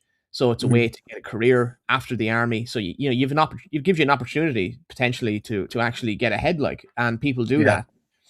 Whereas like a guy from a more affluent background will go straight to the Ivy League, even if his grades aren't that good. Like he may be able to just buy his way in. There was that famous scandal where like some of these different groups were basically buying their children into the American universities and everything. That's But right. the point is that I think it's Fanning. He was talking about this, like these parts of Dublin. I think it was like Blanchardstown he was talking about, and a few others. Like they were basically diversified, and the impact that this had on, for example, the education of the people in those areas was significant, because what it did was it basically meant that the schools now had to spend all this time that they didn't have, and resources that they didn't have, because these weren't private schools. These were just regular, like normal type schools, like, and they had to basically try and deal with all these cultural problems. All of a sudden, there's a lot of African kids. There's a lot of whatever from all kinds of backgrounds, and they're all shoved into this school in Blanchardstown, let's say. And like the kind of diversity that you might get at like Gonzaga College, or some of these private schools, like it's a very different kind. So it'll be like the doctor's children might go to the private school maybe in some of these places, but like the majority of the weight is shoveled onto the backs of basically normal everyday. I don't like this term working class, because I think it's an outdated term, but you know what I mean? Like there's normal Yeah. kind of people who don't have the means to pay for a private school, who don't have the ability to buy a house in a location where they might get access to a better school. And Yeah. so they're stuck with that. And so you look at that, thousands and thousands of young people basically had their education negatively affected. Many of them would have dropped out of school because of this. They wouldn't have had, or they wouldn't have gotten the time, they wouldn't have gotten the kind of teacher, one-on-one teacher guidance that they would have got if this hadn't happened. Like, and this is an acknowledged thing. This sociologist is talking about this. Is like, yeah, that happened. Yeah, yeah, and all those people, all those schools, they all suffered because of that, and they didn't get. Those guys didn't get ahead. But this is like the middle class, the upper middle class, whatever you want to call this managerial kind of elite. Like they're insulated from that. It doesn't That's really right. affect them like that, because there's all these sneaky fucker ways that they have of getting around it. Having a house in Foxrock is different than having a house in Blanchardstown. So you're not going to have the diversity shoved on top of you.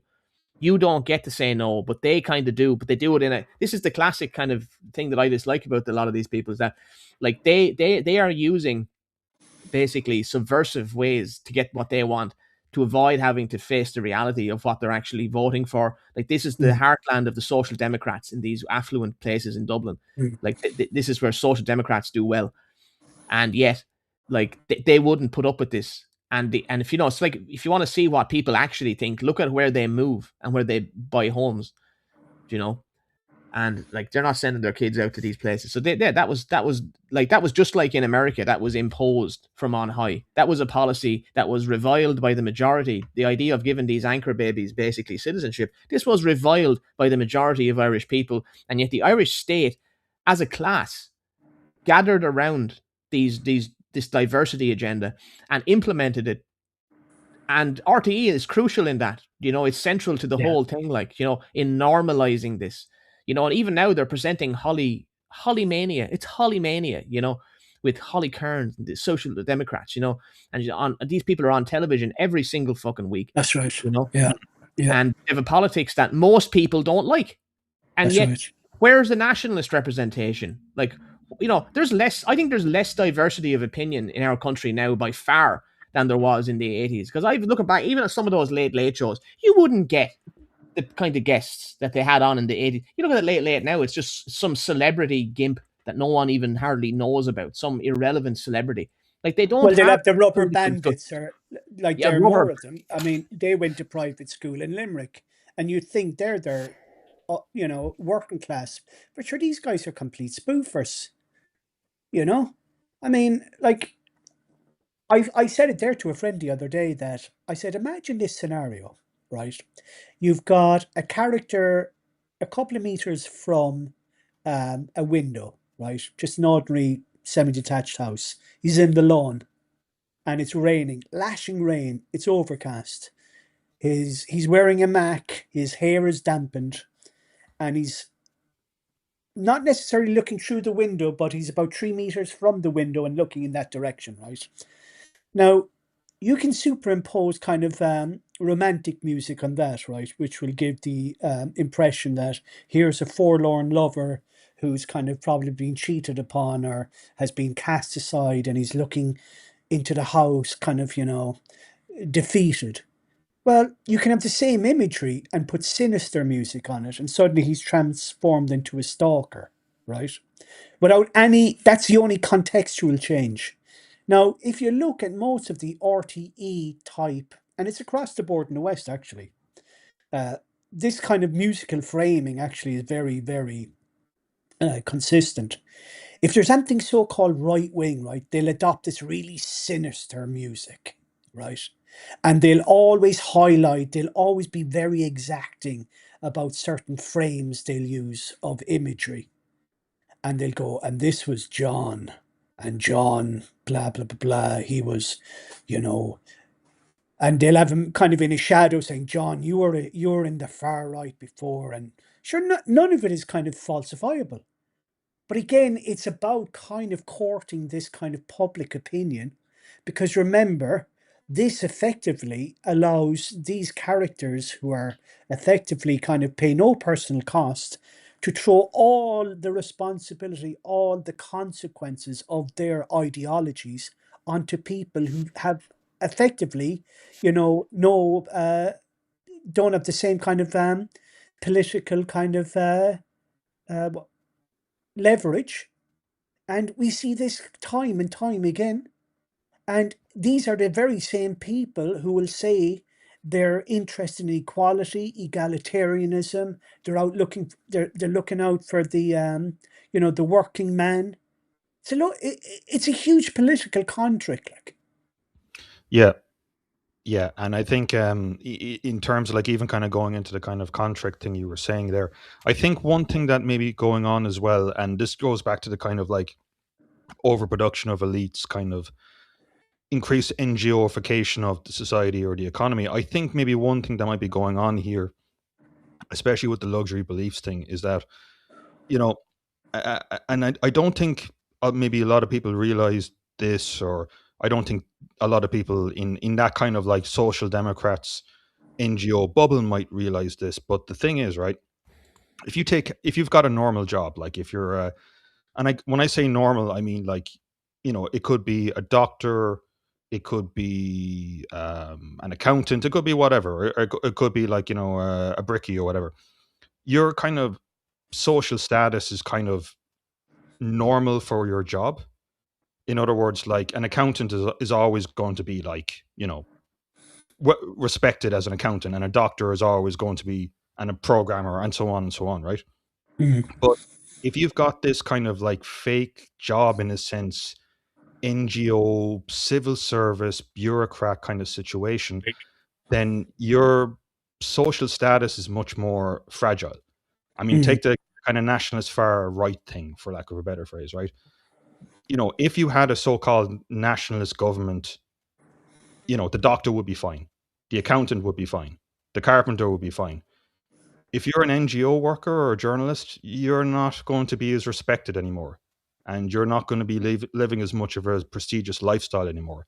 So I think maybe I wonder, in some cases, is there a sort of a mechanism going on whereby it's a case of kind of pulling the ladder up and keeping other people down, so that you can kind of stay in your position more and more, and you kind of have to do that because you're not working as the doctor, you're working as the you know representative for the anti-racism NGO thing, or you're part of some bureaucratic department whereby if people kind of looked into it, it could easily be funding could be cut or be outsourced.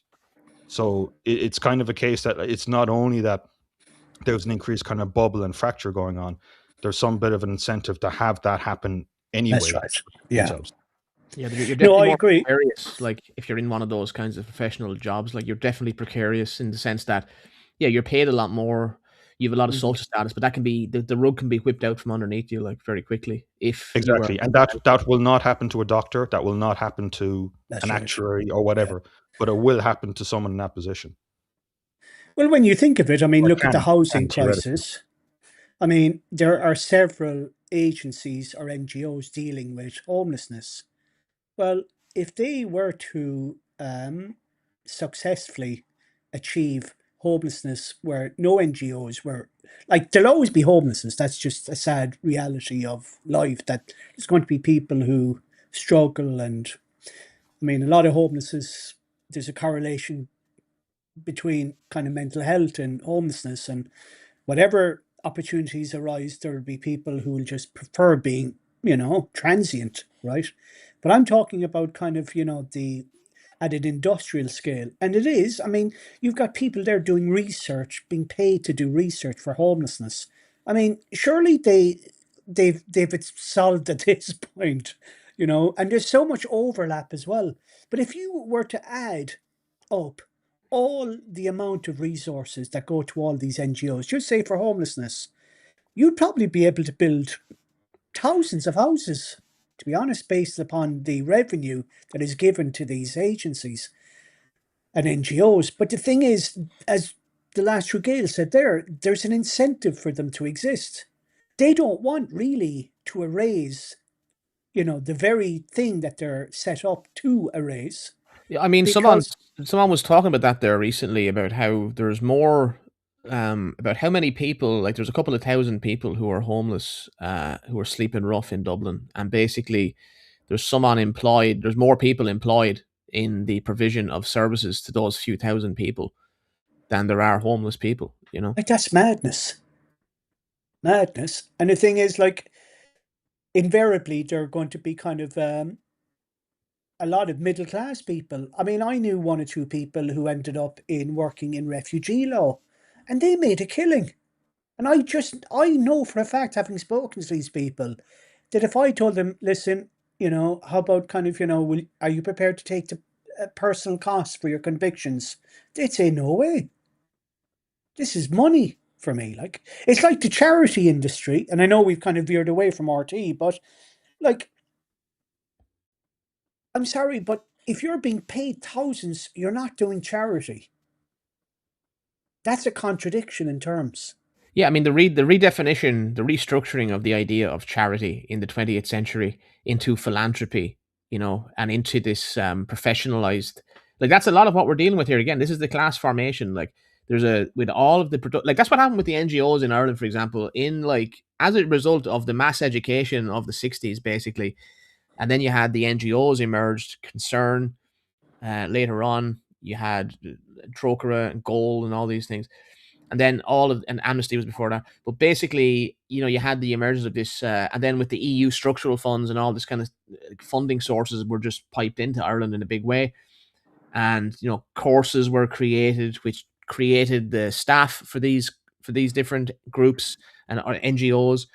And then they expanded the need for more employees, created the need for more courses, and then more courses produced more graduates, which the more graduates wanted more jobs, and so on and so forth. And here we are today, where I know it's a meme when people talk about the 33,000 NGOs, but that's like, a lot of those are just like football clubs and things like that. But there are a lot of these very powerful, like the main ones really. There's probably a dozen that are really dangerous. Rethink Ireland, Irish Council for Civil Liberties, that's sort of affiliated with Planned Parenthood International. Like those are that was the Rethink Ireland is kind of the government's kind of arm, one of them into the whole sector. But what you're dealing with there is a professional kind of class of civil society. Yeah. Professional, like, and they have kind of emerged as this whole new kind of power in our society now, and it's not really acknowledged. Like you don't see much sociological analysis of this, as like how has the country, like with mass education and all the rest of it, like we are creating all of these kinds of types of people, like, and there's courses dealing with anti-racism activists, producing people who work in the UN, working on diversity, inclusion. Like there's people's, like if you look at the IPAS, like with IPAS now, you have people who are paid like coming straight out of college. I've seen advertisements where people are coming straight out of college after doing one of these courses, and to like, and you know what I mean? Not bad Yeah. now out of college, like to be going into a gig like that, like just Oh, and that yeah. helping people from like Somalia, obtain resources in our country. Like it's like, what kind of society facilitates this? Well, it's like kind of, I mean, I came across a podcast there of Ferreter, the historian, in Crow. I think she was an archivist, and they were talking about Archbishop John McQuaid, and they were saying, "Oh, the Catholic Church had far too much influence over the body politic of Ireland." And I was there kind of going, "Hang on here a second. We're living in an age where the NGO system has a complete monopoly on, policy formation. And the thing is, the very NGOs are created by the government as far as they're largely funded by them, largely educated through the curriculum by them. And these NGOs only represent, I would say, a minority of the population. But McQuaid represented 92.5% of the population. Yet they'll say that was undue influence. And that's what I'm saying. You can frame something to such a degree where you can completely distort, even though the facts themselves, the data themselves, themselves rather, is true. Yeah, John McQuaid did have influence over the government as a lobbyist for 92.5% of the population who are Catholic. But if you apply that to today, you've got the NGO system, who are invariably globalist funded from outside as well, and they have a disproportionate influence over government policy. By the same token, are actually funded by the government and largely formed by the government through education curriculum, as I said. Yet they'll never be like that. That kind of framing will never, ever be put center because it's inconvenient. And that's why I think ultimately, we're living in a country where the educational system now no longer employs any form of critical thinking, where kids are coming out with the ability to genuinely think for themselves. Instead, they're being therapeutized. And, myself and Don spoke about this at length. And it's all about kind of subjective feelings. And of course, the subjective feelings then are being informed by the likes of RTÉ and Hollywood. And, the cycle continues. Yeah, I mean, you could summarize the kind of process you're talking about there.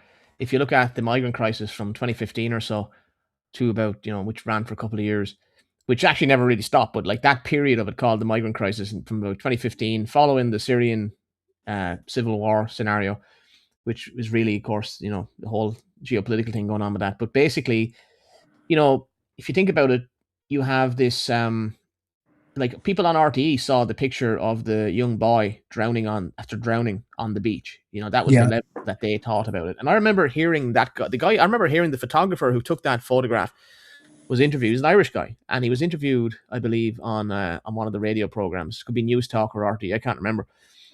Around a little bit after that, and he said, like, my job is to basically manipulate people's feelings. Like, I'm here to get that emotional reaction with the imagery that I obtain. Yeah. And that image went around the world. There's a whole backstory to it, which throws a lot of doubt on how the boy was found like that and why that picture was used. But what you're actually looking at there, to be honest with you, is a psychological operation. Like that picture arrived amidst a lot of upheaval and anger in Europe over the migrant crisis, and about how Angela Merkel and our governments were all involved in basically funneling people from North Africa into Europe and facilitating that across the Mediterranean. And there's a whole host of evidence you can bring to bear to explain that. The Irish Navy was involved at times. And that was a huge operation, basically, in order basically to funnel people from all across Africa through these choke points in Libya and Syria and all the rest of it. And today, now, like 1 million people or so came into Germany, like that time in that era of the migrant crisis, like. And the level of it that people got on RTE is just that picture, manipulating their emotions. That's all they really know. They know, okay, somewhere, there's a war, and that's bad. They don't know why the war happened. They don't understand the involvement of the United States, CIA or whatever, or Mossad or whatever, in destabilizing these countries and why they're doing it, because no one actually like has that kind of a conversation. And I'm not saying that the public needs to have like, you know, some understand, but they do need to have some understanding. But they're just not getting that. Like, they're just not getting that background. There's like, if you look at it now, like thanks to social media, like there are alternative narratives. Whether some of them are disinformation or misinformation, you could debate, but it does give people an alternative reality, and they are learning information that they're not getting on RTE. And my question would be, if RTE is and the mainstream media are the paragons of truth, why can't they just take these narratives apart and explain why they're wrong, you know, using proper analytical tools? Like, and you just don't get it, you know. So if you look at the Syrian situation, I mean, it was very obvious that that situation, in my opinion, was being manipulated by external actors for particular objectives. Yeah, And yet on RTE, all you get is the baby. There's a baby on a beach, and you're a fucking evil racist if you disagree that's with right. bringing a Yeah, million people into Germany. Basically, that's fuck right. you. That's the message. Like, That's right. And I mean, the most insidious example of that was the abortion referendum. I mean, the number of stories of the lonely girl going to London on a bus, and you know but the narrative always stopped there. It never asked any further questions, like saying, "Yeah, but what happened to the baby? Oh yeah, we'll inconveniently omit, or we'll conveniently rather omit the fact that there's a baby being suctioned out and being thrown in a bin, and the girl comes home and she can live her life." And of course, you had all these kind of Confederates, as I said, in the audience who were willing to provide these stories. And then, of course, the Irish population were very, very prepared to accept these sentimentalized stories that were only telling half the story, because it dehumanized the other human being in the story. And the Savita Halappanavar episode was completely distorted. And of course, fears were raised that women wouldn't be able to, that women might die during childbirth. That was never the case.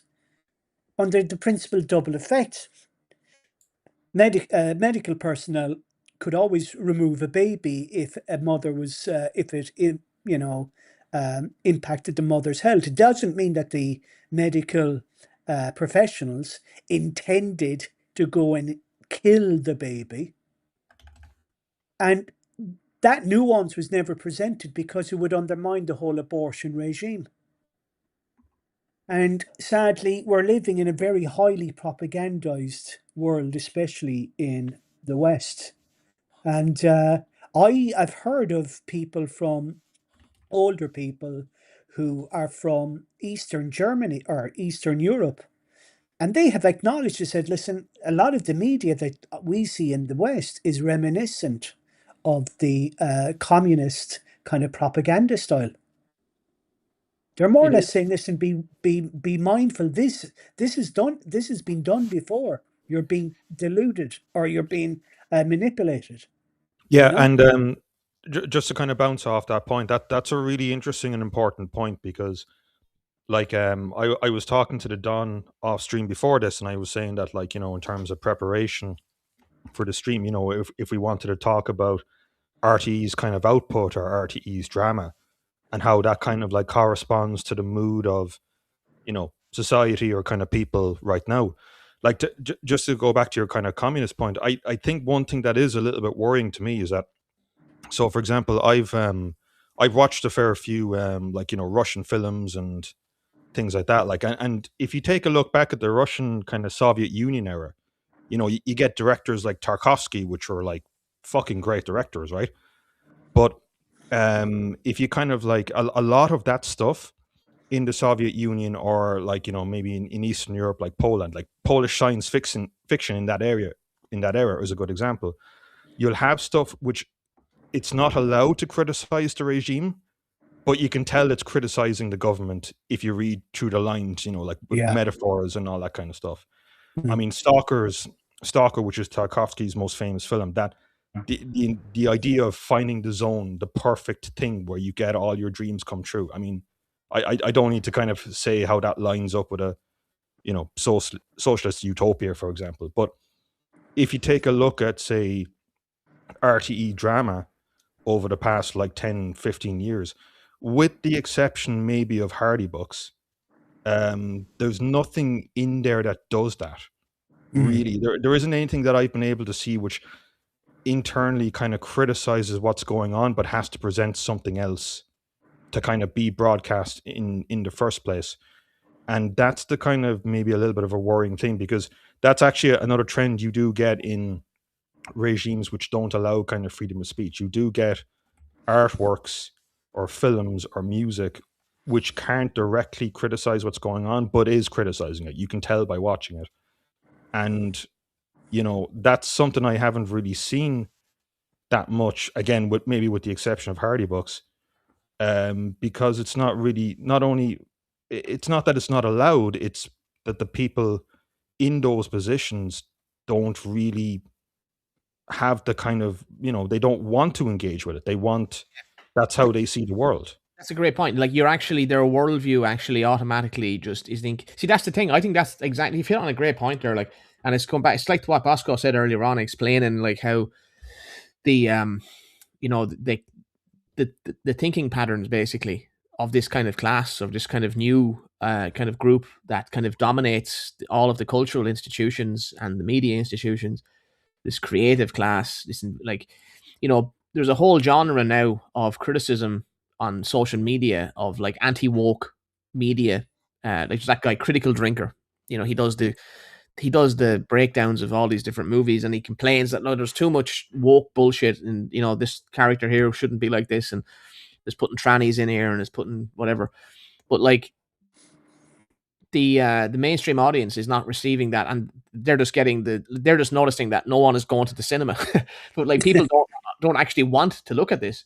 Yeah. But, you know, when we go on about RTE and all, another aspect of that is the funding. Like we could be living in an era of, I think there's actually amazing opportunities for media if they would actually like reach down to people like us, like, or maybe not me necessarily, but like, you know, people with who are more tuned into like what actually is going on, like, you know, online.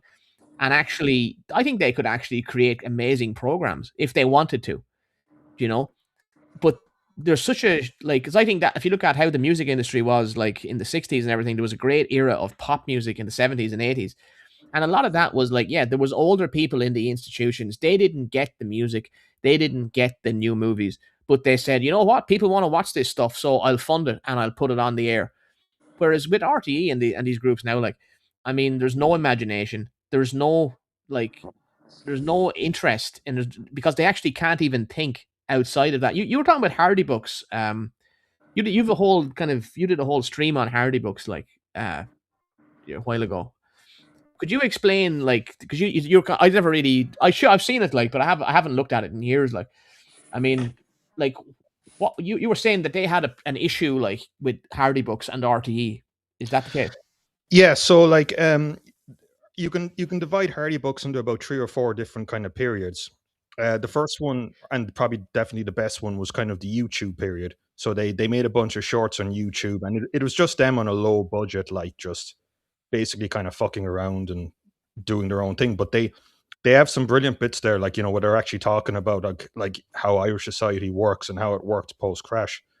But I think what happened then is, and I think this has happened in other countries when there's a crash or an economic crash. I mean, even Russian cinema is a good example of this, that when things are in chaos, your media or your film structure, they don't know what to do. So they just go, yeah, let's get rid of the censorship. We just need something cheap.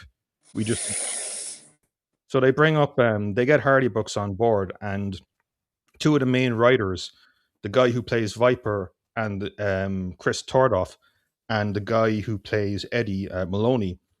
I was watching a stream that Maloney did, and he was talking about how basically they wanted to make Hardy Books a lot more kind of, in their own kind of words, kind of more dark or realistic. And RTE were interfering with them and telling them what to do, like all over the place. And when you watch Hardy Books kind of like later on, you can kind of see the RTE interference, but at the same time, you can see the writers, I think, of Hardy Books kind of pushing back on that. So I'll give an example. There's an episode of Hardy Books in the 2015 series, I think it's season 3, whereby there's a gay marriage episode. 2015, season 3, episode comes out in 2015, the referendum's in 2015. So that was a typical show during that period, a typical RTE show. It would have been, you would have had the stereotypes, and it would have been there to push people more in voting towards gay marriage. But what they did was the gay marriage plotline was a plotline whereby one of the characters married another character who was scamming money as part of the asylum industry, and the main character was just there to pocket the money. So he marries a black guy who comes in from the asylum industry as an asylum seeker, and he just says, "Look, I just want to make money here." And the Hardy Bucks main character who marries him says, "I just want to make money as well." So it's subverted on its head. Yeah. So my kind of guess there is they had to put stuff in like that, or they were told to put stuff in like that, but they subverted it. Mm. And that's the only kind of, maybe the Savage Eye you can probably include in that as well, but that's the only kind of show or even film. Okay, you can throw Calvary, I think, in there as well, which does try and challenge this in sort of an outside way, while trying to still have a film and still trying to stay on air. I know it's not RTE, but I presume you've heard of I know obviously Calvary's not RTE, but like I was kind of going on the point with like the Irish film industry, which is having the same But on issue that as well. note, like, have you heard of the TV series Adolescence? Yeah. And of course, that's about a 13-year-old who's arrested for a murder of a classmate. Yeah. And it kind of dwells on themes of radicalization, the impact of toxic masculinity, the influence of social media, online subcultures on young men, apparently. But of course, the protagonist was a young white guy, while at the same time, all the statistics demonstrate that the majority of knife crime in Britain was conducted by young black men. And of course, again, it's kind of an inversion of the truth. It's like, there's a famous poem by Rudyard Kipling, Tommy Atkins, and he speaks of kind of young men who are chastised or alienated by society, working class invariably, until there's a war. And then they're suddenly kind of, praised by society. And once the war is over again, with their limbs, some with limbs amputated due to, being casualties and whatever, that suddenly to become the pariah again. And it's a bit like, where a lot of the white working class across Europe have been kind of, effectively being seen as a kind of a scapegoat for all the ills of the supposed West. But then, of course, they're called upon to fight these wars, to stand up, and like the whole toxic masculinity thing was, again, they'll never speak of kind of, young men dying, for their country, or firemen going into blazing buildings. And of course, ultimately, in that TV series, as I said, the protagonist was a young white guy, a young white boy, age 13. And again, it kind of inverts the entire kind of, reality. Again, painting kind of young, white, straight men as kind of something to be loathed in society by the same cabal who, when it's convenient, will demand of those same young men to defend their wealth. And we saw that in World War II, World War One, we saw it in Vietnam, we saw it in Iraq, Afghanistan. Most likely we're going to see it again if there's another war. And again, the jingoism of the media, especially in Britain. Now, there's a movement towards ending neutrality, as far as I can see, by the Irish media as well. And if you look at that, that's another thing we could have actually brought up, like the neutrality thing now. Like that's clearly being directed, in my opinion, by actors very close to the British state, you know, That's to right. their military or geopolitical whatever machinery. Like it's very clear that we're being prepared here. Like, you know. Anyway, go ahead. Sorry, I'm interrupted there. No, and there's another aspect I just wanted to raise in case I forget it, and that is Tommy Tiernan. I mean, I grew up thinking that comedians were always kind of, anti-establishment. Tommy Tiernan was always posing himself as being anti-establishment. Now, of course, he's got a major program on RTÉ, and again, there seems to be a kind of a dissonance there because certainly here's a guy who always presented himself as anti-establishment. Now he's on RTE and he's kind of promoting all the establishment causes, or at least being neutral.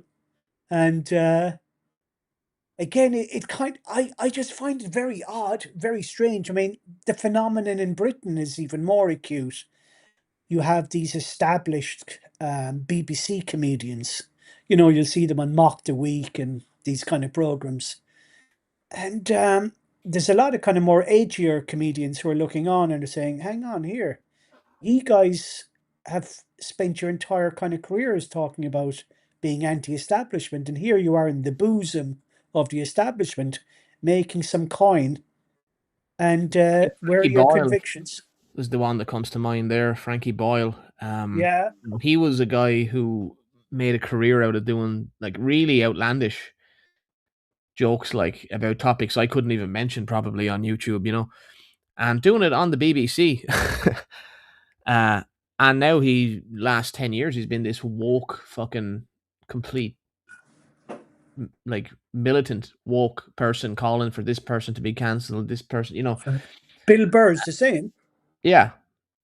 Yeah. Like, I mean, you know, and I think that's one of the reasons, like stand-up comedy, I don't know if it's doing so well these days, you know, and even that format of the panel, like do they even do a show like that on RTE anymore? You know, is there even a show like that now where they have like, they used to have like a show with a couple of Irish comedians like that. They used to do one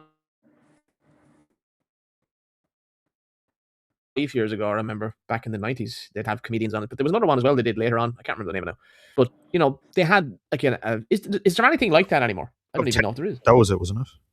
Republic of Telly. That was it. Yeah, exactly. Yeah. But you've got Sean Moncrief on News Talk. He was a so-called comedian. I never found him funny at all. But you've got Dara O'Brien again, more on BBC, and you're kind of going, there's this kind of middle-class comedian kind of set that present themselves as kind of anti-establishment, yet are deeply kind of aligned with the establishment at the same time.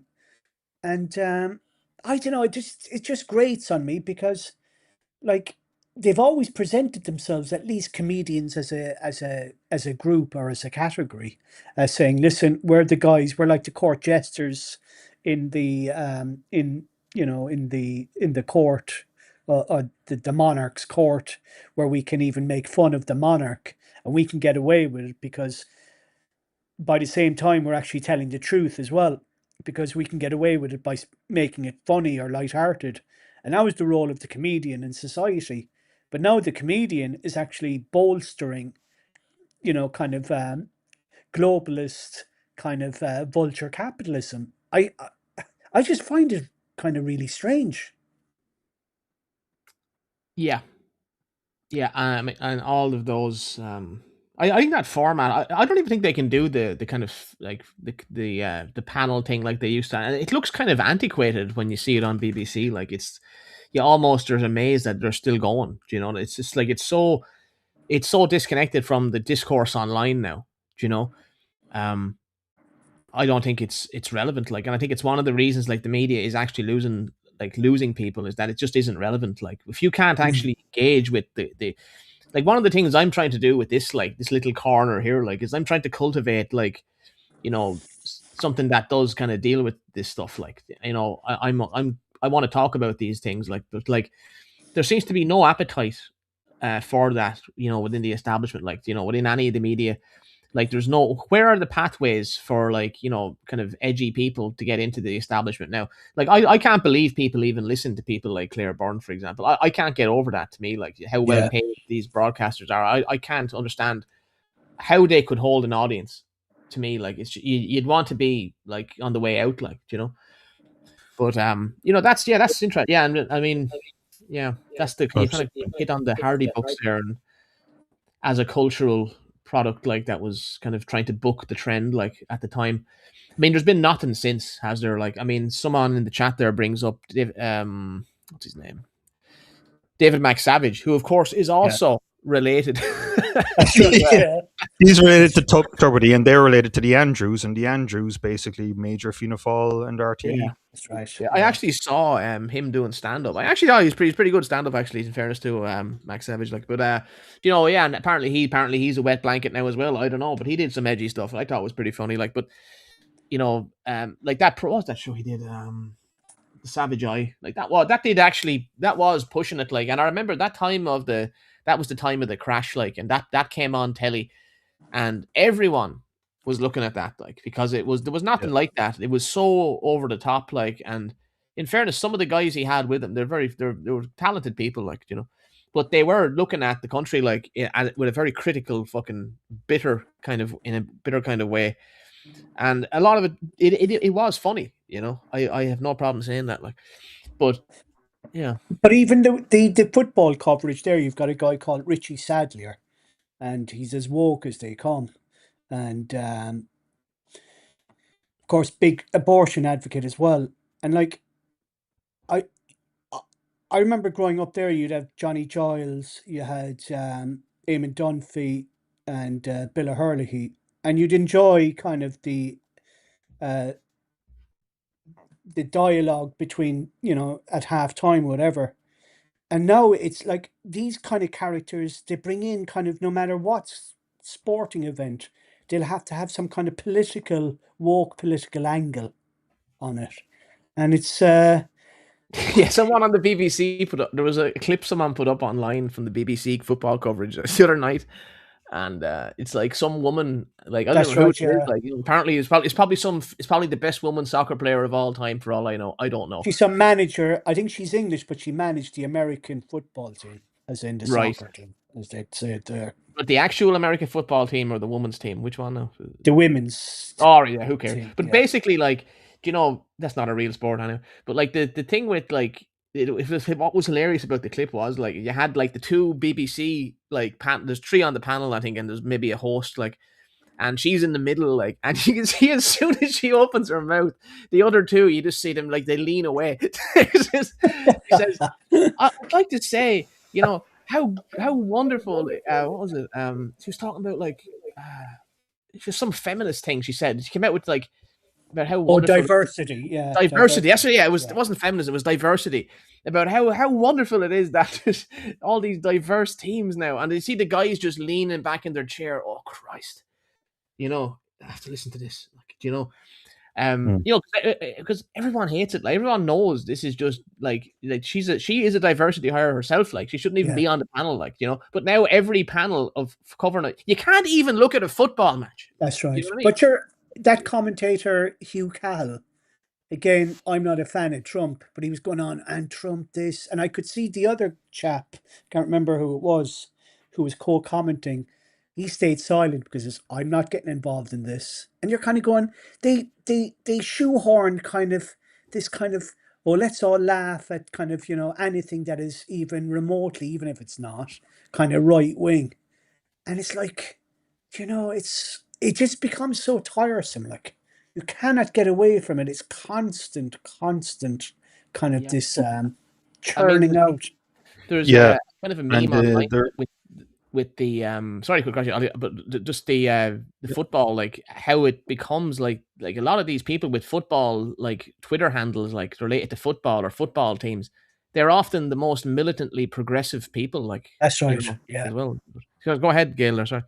Yeah. Just quickly on the kind of like, watching this kind of stuff, especially with the World Cup. It's not just the fact that, like, you get tired of the same points regurgitated over and over again. They're regurgitated in the exact same format. So, like, with the whole kind of comedy thing, or with the whole kind of, have I got news for you panel. If people are in a situation whereby, like, they're kind of going, oh God, if I make a slightly edgy joke, then I'm done or I'm cancelled. If you take a look at the ways of being funny, well, the only ways that are left to be funny are being ironic or being random, because a lot of humor is just about, like, saying dark and funny truths about how the world works.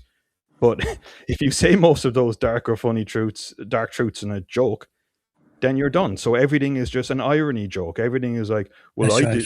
I said X, but now I'm Y. And if you take a look at, like, a lot of, leftist humor, it's all fucking irony. It's all like, well, I'm a kettle, but all this kind of just weird random stuff. And it's not funny, it's tiring, and Yeah. it's completely inauthentic. That's why, Yeah. for example, like, even if you're talking about, like, football coverage, there's a reason why people like Roy Keane so much.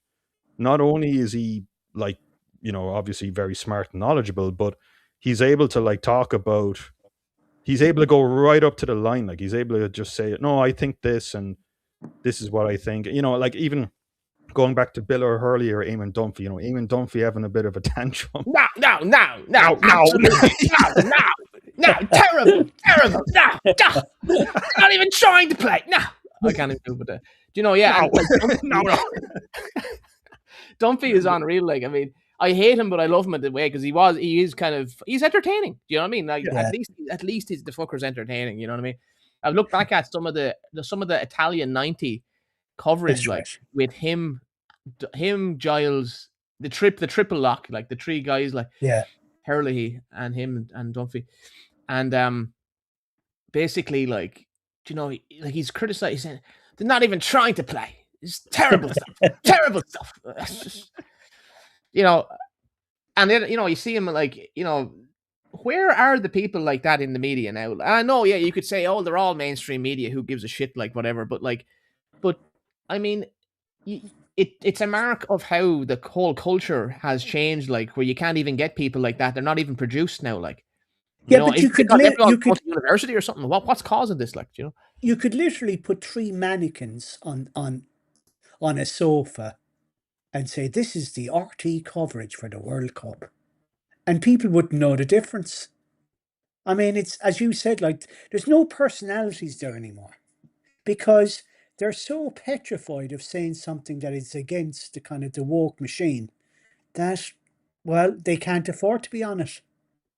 I mean, it's just, I don't know. I mean, Yeah, it's a whether homogenized product. Like, there's no room for personalities at all, and that's why they're no, failing. It's not because, like, like, there's never been more, like, financial support to the media, and yet, like, they just have no interest whatsoever. Like, it's a lack of interest. Like, as someone who's kind of been around, like, this kind of dissident politics or whatever for a good few years, like, like, I would have, I remember, like, the early, like, assaults on populism and all around the Trump time and all.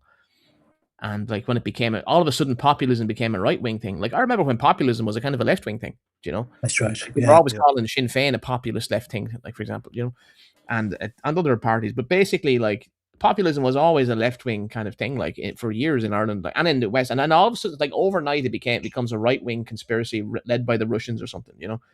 And overnight, then everyone, like, it's like the notes went out. Okay, the emails went out to the certain people on the certain email lists, and all of a sudden, like, Pat Kenny and all these guys started talking about the dangers of populism as soon as Brexit and all happened. And the lack of interest, like, the way they misrepresent, like, things, like, like, they could actually make really interesting programs even while keeping their ideological bias if they would just let these more interesting people, like, speak. But there's obviously they're terrified of doing that because they're ideologically opposed. well, I think But they'd be found out, to be honest, because their hypocrisy would be largely exposed.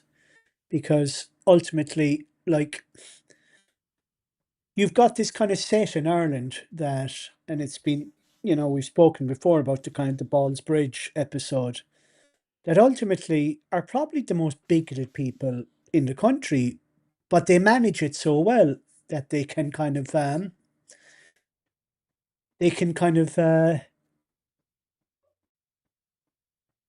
impose it, I guess, really on the working classes as the kind of conduit for kind of the ire that they will also transmit. Because that's why they hate the working classes ultimately, because that gives them that outlet that ultimately they harbour themselves. And, and it's not to say that every working class person is some person of great virtue either, because a lot of these characters as well, they're the ones voting in the Social Dems, they're the ones who are voting in Sinn Féin. But ultimately, like, I think what we're given really is again performance. It's just this mass performance that seems to be, and I think Matthias Desmet spoke of kind of mass psychosis that effectively is the product, really, I think, of the mass media, because ultimately the mass media can condition people into such a kind of, a level of, what shall I say? I've lost my train of thought. Yeah, the mass media has the ability to basically manipulate the opinions of most people. Like, that's the reality of it, through their emotions, through their senses. I was going to say, we're getting on a bit here now, so I suppose we better wind it in. But is there anything else you wanted to hit on, lads, before we I want to quickly look at the comments and we'll hit.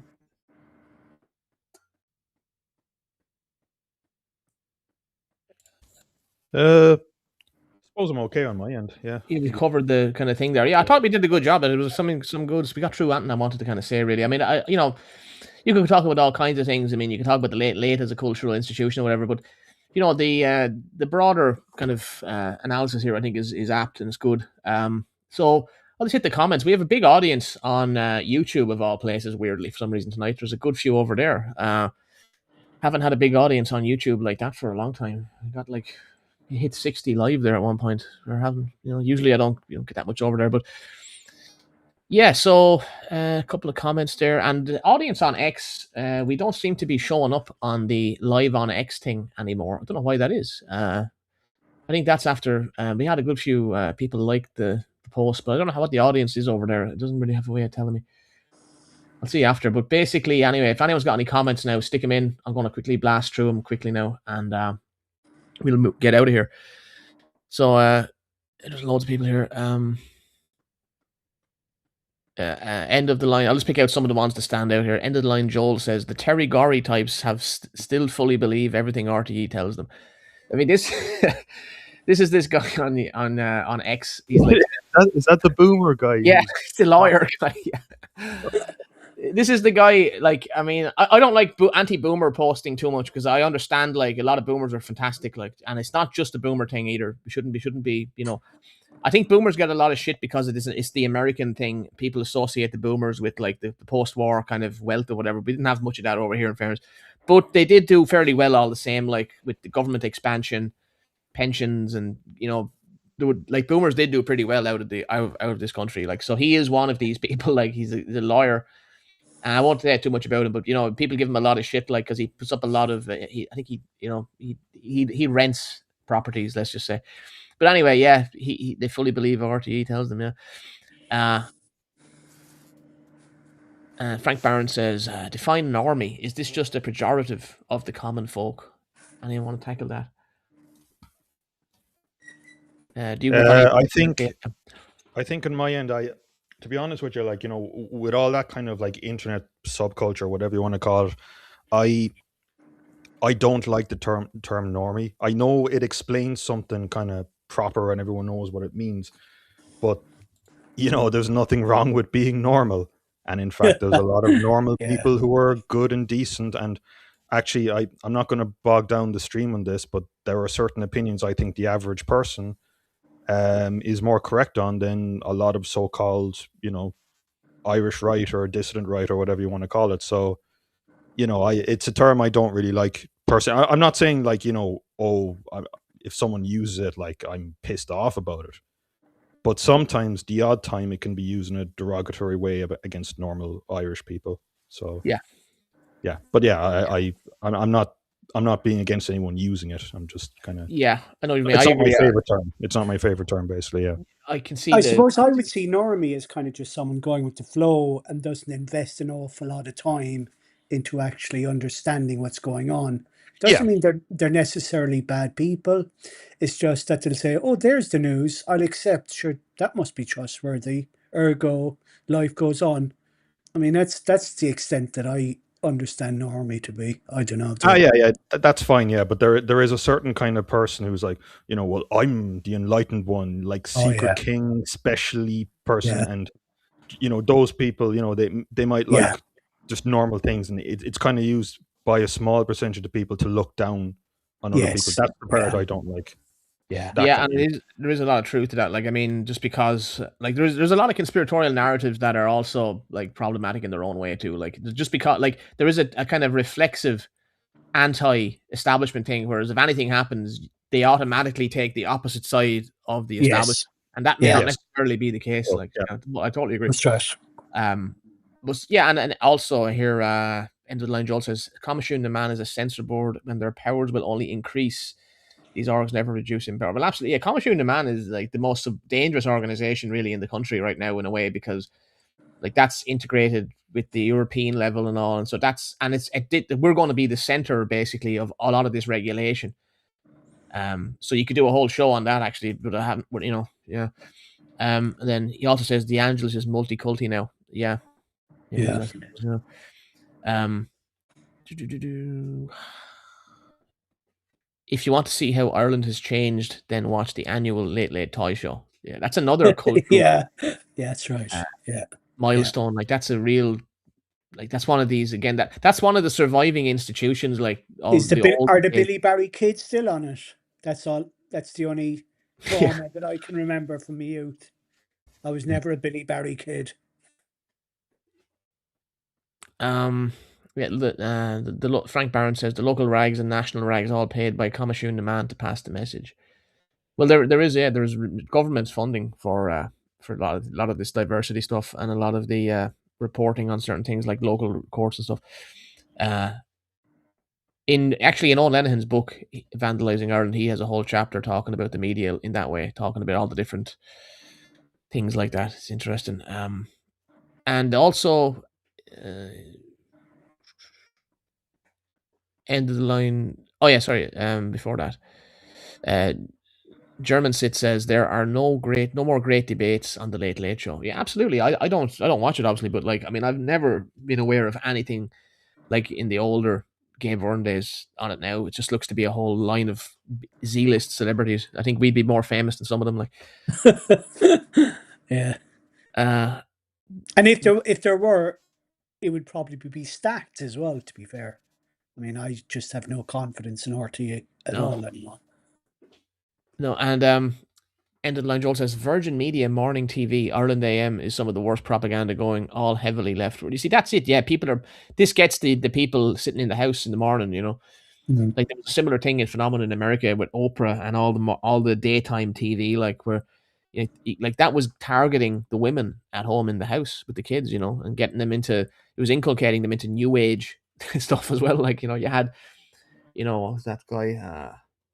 He was another Epstein man, wasn't he? That guy Chopra and all. Him and all these other guys were brought on by Oprah, like, and popularized all that positive thinking stuff and all.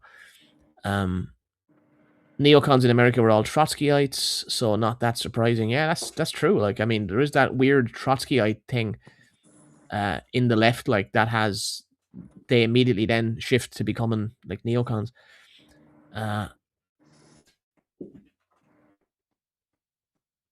Oh yeah, Frank Barron says Tom King revealed the Shoot to Kill program. Yeah, that was a real thing. Yeah, absolutely. That was a stalker inquiry and all, I think, wasn't it? Question: why does RTE never have distasteful figures on their respectable programs like This Week, The Week in Politics? Yeah, it looks like a very like I don't know how people look at this stuff, and they all have podcasts now as well. I mean, why would you want to look at a podcast of a guy that's on RTE? Like, Mm. I can't understand it. Like, but apparently they're quite popular. I don't know. Um,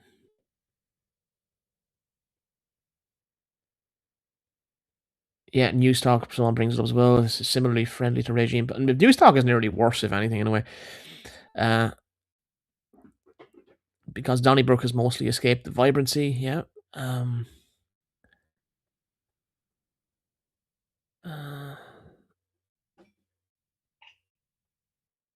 O'Donovan, that's the minute. Yeah, he's unbelievable. O'Donovan is a classic lackey, a total regime stooge. Yeah, I can't believe he's a minister. He is maybe the worst actually.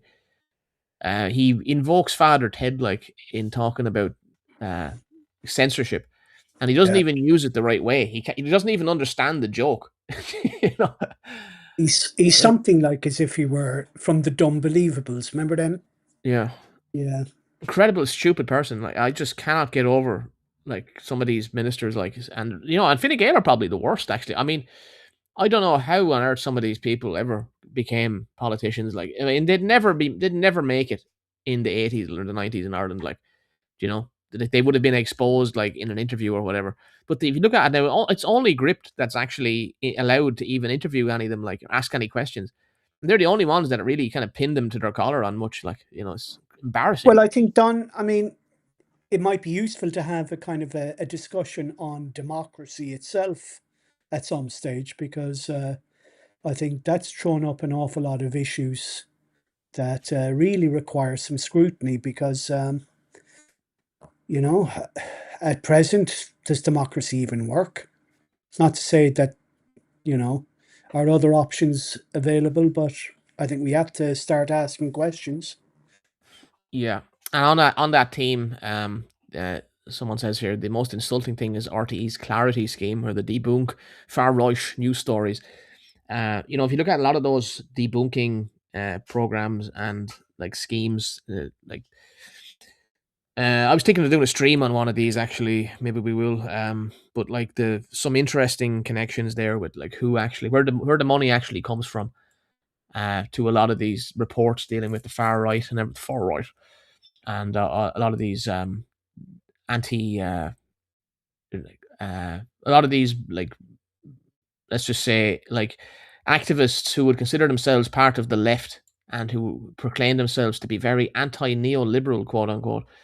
Uh, they have some fairly interesting funding sources when you look at some of their reports that they've produced. Let's put it that way, and it really goes back to the geopolitical situation. So maybe sometime we'll do one on that, but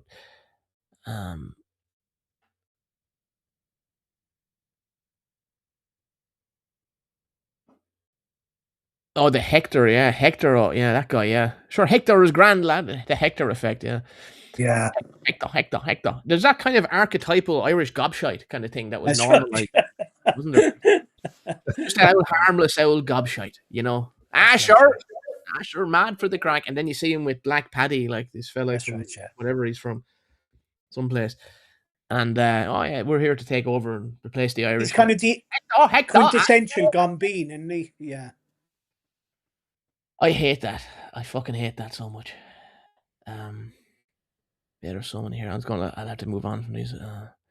When you have Robert Maxwell presiding over huge portions of British education and broadcasting, a Czech Jew aligned with Israel, who you'd wonder who's really behind RTE these days. Well, you could look at Kamashun the man in a similar light. That's all I would say. And Robert Maxwell did have a big role in creating like the modern peer review system. I found that out last year. I couldn't believe that. It was unbelievable. But yeah, I know, and he had that Pergamon Publishing, which published all kinds of stuff to do with the Club of Rome and everything. There's a whole story with that. But yeah, fascinating stuff. Yeah,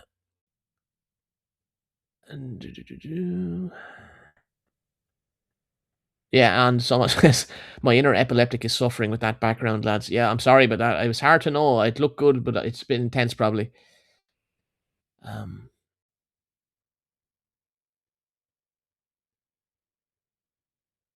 In the middle of COVID, RTE, Gigachud says, in the middle of COVID, RTE were telling the country to social distance, and a load of photos leaked of someone retiring and all the newscasters could be seen hugging and drinking champagne. Yeah, there was a lot of that hypocrisy. Same with the BBC, and there was a lot of politicians and all that were caught like that. You brought it up there earlier on, Varadkar in the park frolicking with the fellas. Just absolutely fucking unbelievable. Like total, like obviously they're not worried about it at all. Total bullshit, Yeah, and then there's this guy Luke Baker. He's listing all these books: COVID-19, The Great Reset by Klaus Schwab, The First Global Revolution by Alexander King, Limits to Growth. Yeah, you're talking to a nigga who has I have the printed version of The First Global Revolution on my bookshelf. I've got all that stuff. Kissinger, NSS, M200. Yep, all that. Limits to Growth, Club of Rome. All that. Stanford Research, Changing Images of Man. Yep, read it. I have all of it. Carol Quigley, Tragedy and Hope. Could write you a thesis on it, no problem. Milner, Fabian Conspiracy. I have that as well. I have that one I read years ago. I don't think it's that good, actually, to be honest. And then Lord Milner's Second War. Yep. And there's a better book you can read that's actually better than Lord Milner's Second War, which is written by two Scottish guys. And it's called The Secret Origins of the First World War, which I think is a better book than that, if you're interested in that topic. Yeah, here's my cat in the background there, if anyone can hear it. And he says, 2000, Donald Trump writes a book blaming Osama bin Laden for future attack. I didn't know he did that, actually. 2001 equals 9/11. Netanyahu gets his 7 wars. Yeah, we probably agree. And then, yeah, someone points out Dave Andrews' son is Minister David Andrews. Oh, sorry, no, Dave Andrews, son of Minister David Andrews. Okay. Father Ted was booted out of Ireland and went to BBC. Yeah, I mean that became a huge hit. That was obviously Channel 4. That was Channel 4. And Linehan, of course, we've a love-hate thing with Linehan here, but kind of, he's a bit of a hypocrite, really, and he's annoying with a lot of this pro-Zionist stuff and all this. I won't go into it, but yeah, he's a bit annoying in ways. But it's like his whole thing is this tranny thing. It's like he got totally focused on the tranny stuff, like but yet he's a total liberal. Like, it's these people who have cut him off. The hand that fed him now bites him.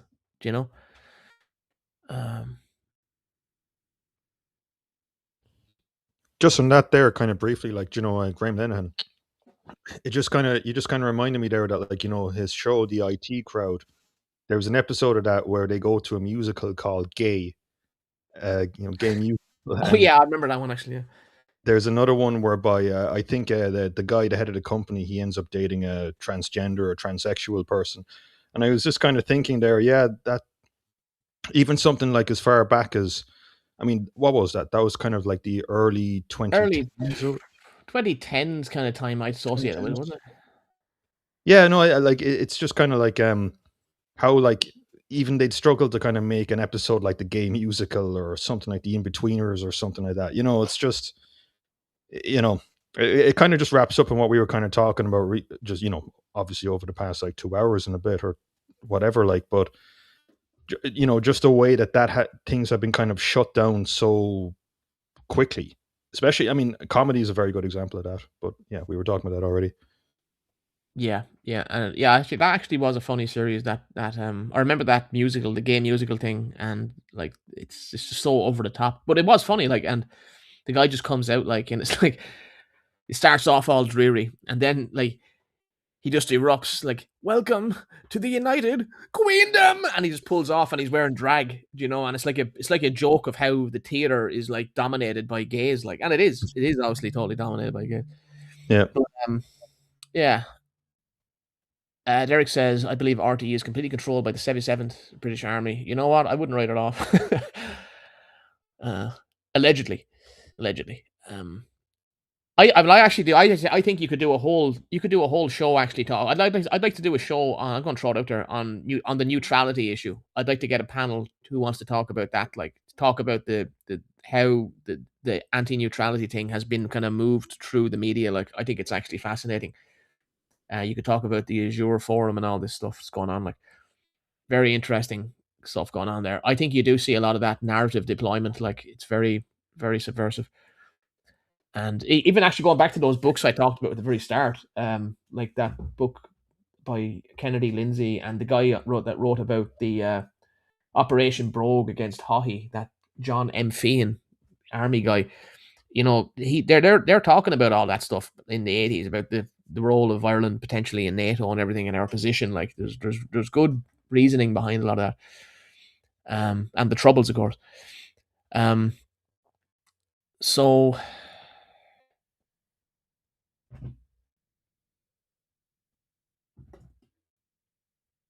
you can't radicalize the normie, nor do you want to. You need to radicalize the potential counter elites in the institutions. Well, that's how I feel about it. Yeah, I'm very much anti. Bosco, you talked about the anti-democracy kind of thing.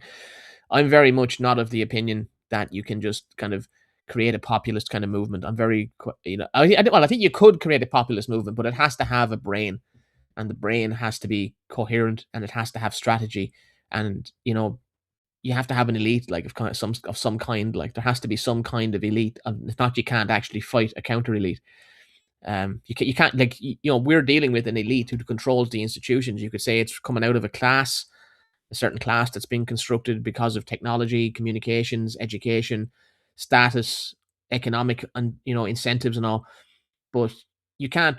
I don't think like that's why I'm critical of a lot of the kind of populist stuff, because I think a lot of it is just by design. It just cannot succeed basically because it's not. First of all, it doesn't understand power, and it operates from a kind of a civil rights kind of framing or assumption that all you need to do is like create a populist movement and overtake the institutions or something, just like fill in the blank. How we get from people protesting or whatever, even protesting, like people assume that protesting kind of matters. I don't think it does matter.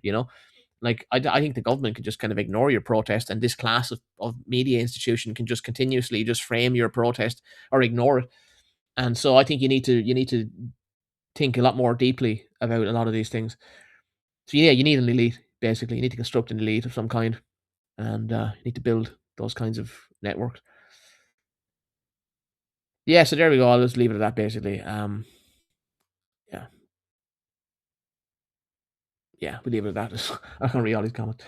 So anyway, yeah. Any closing comments, guys? Just tell everyone where they can find you, and we'll sign out. Yeah, I'm on Telegram on Saints Scholars with my buddies Greta and Marcus. I also have a Substack, and occasionally I put stuff up on YouTube. But yeah, that's where you can find me. Yeah, links are in the description. And you, Gael, where can they find you? Yeah. So on my end, mainly 3 places: Twitter, YouTube, and Telegram. So the main kind of thing I do is basically X, or just random tweets in a bit. Sometimes I do a stream like the odd month or whatever, just on whatever kind of interests me. And yeah, Telegram I don't use as much, but yeah, I mean it's there anyway. So yeah, that's me. Yes, very good. And like I say, yeah, thanks everyone for tuning in. Had a big YouTube audience tonight, smaller X audience for some reason. Like I said, there's something issue there. Don't know what's happening. And anyone that uses Rumble or Odyssey, thank you as well. So you can find me. My links are in the description there, the link tree. You can contact me or follow me or whatever. We'll be back. Hopefully we can make streams like this happen every week or two, hopefully. And with interesting guests, interesting topics like this. If you can check it out, subscribe on all of those forums on X, on YouTube, on Odyssey, and on Substack as well. I do written work that goes on Substack, and I'd like to do streams on some of that material as well, actually, and that could be another idea. But until next time, I'm going to say good night, and we'll talk to you soon. Take care.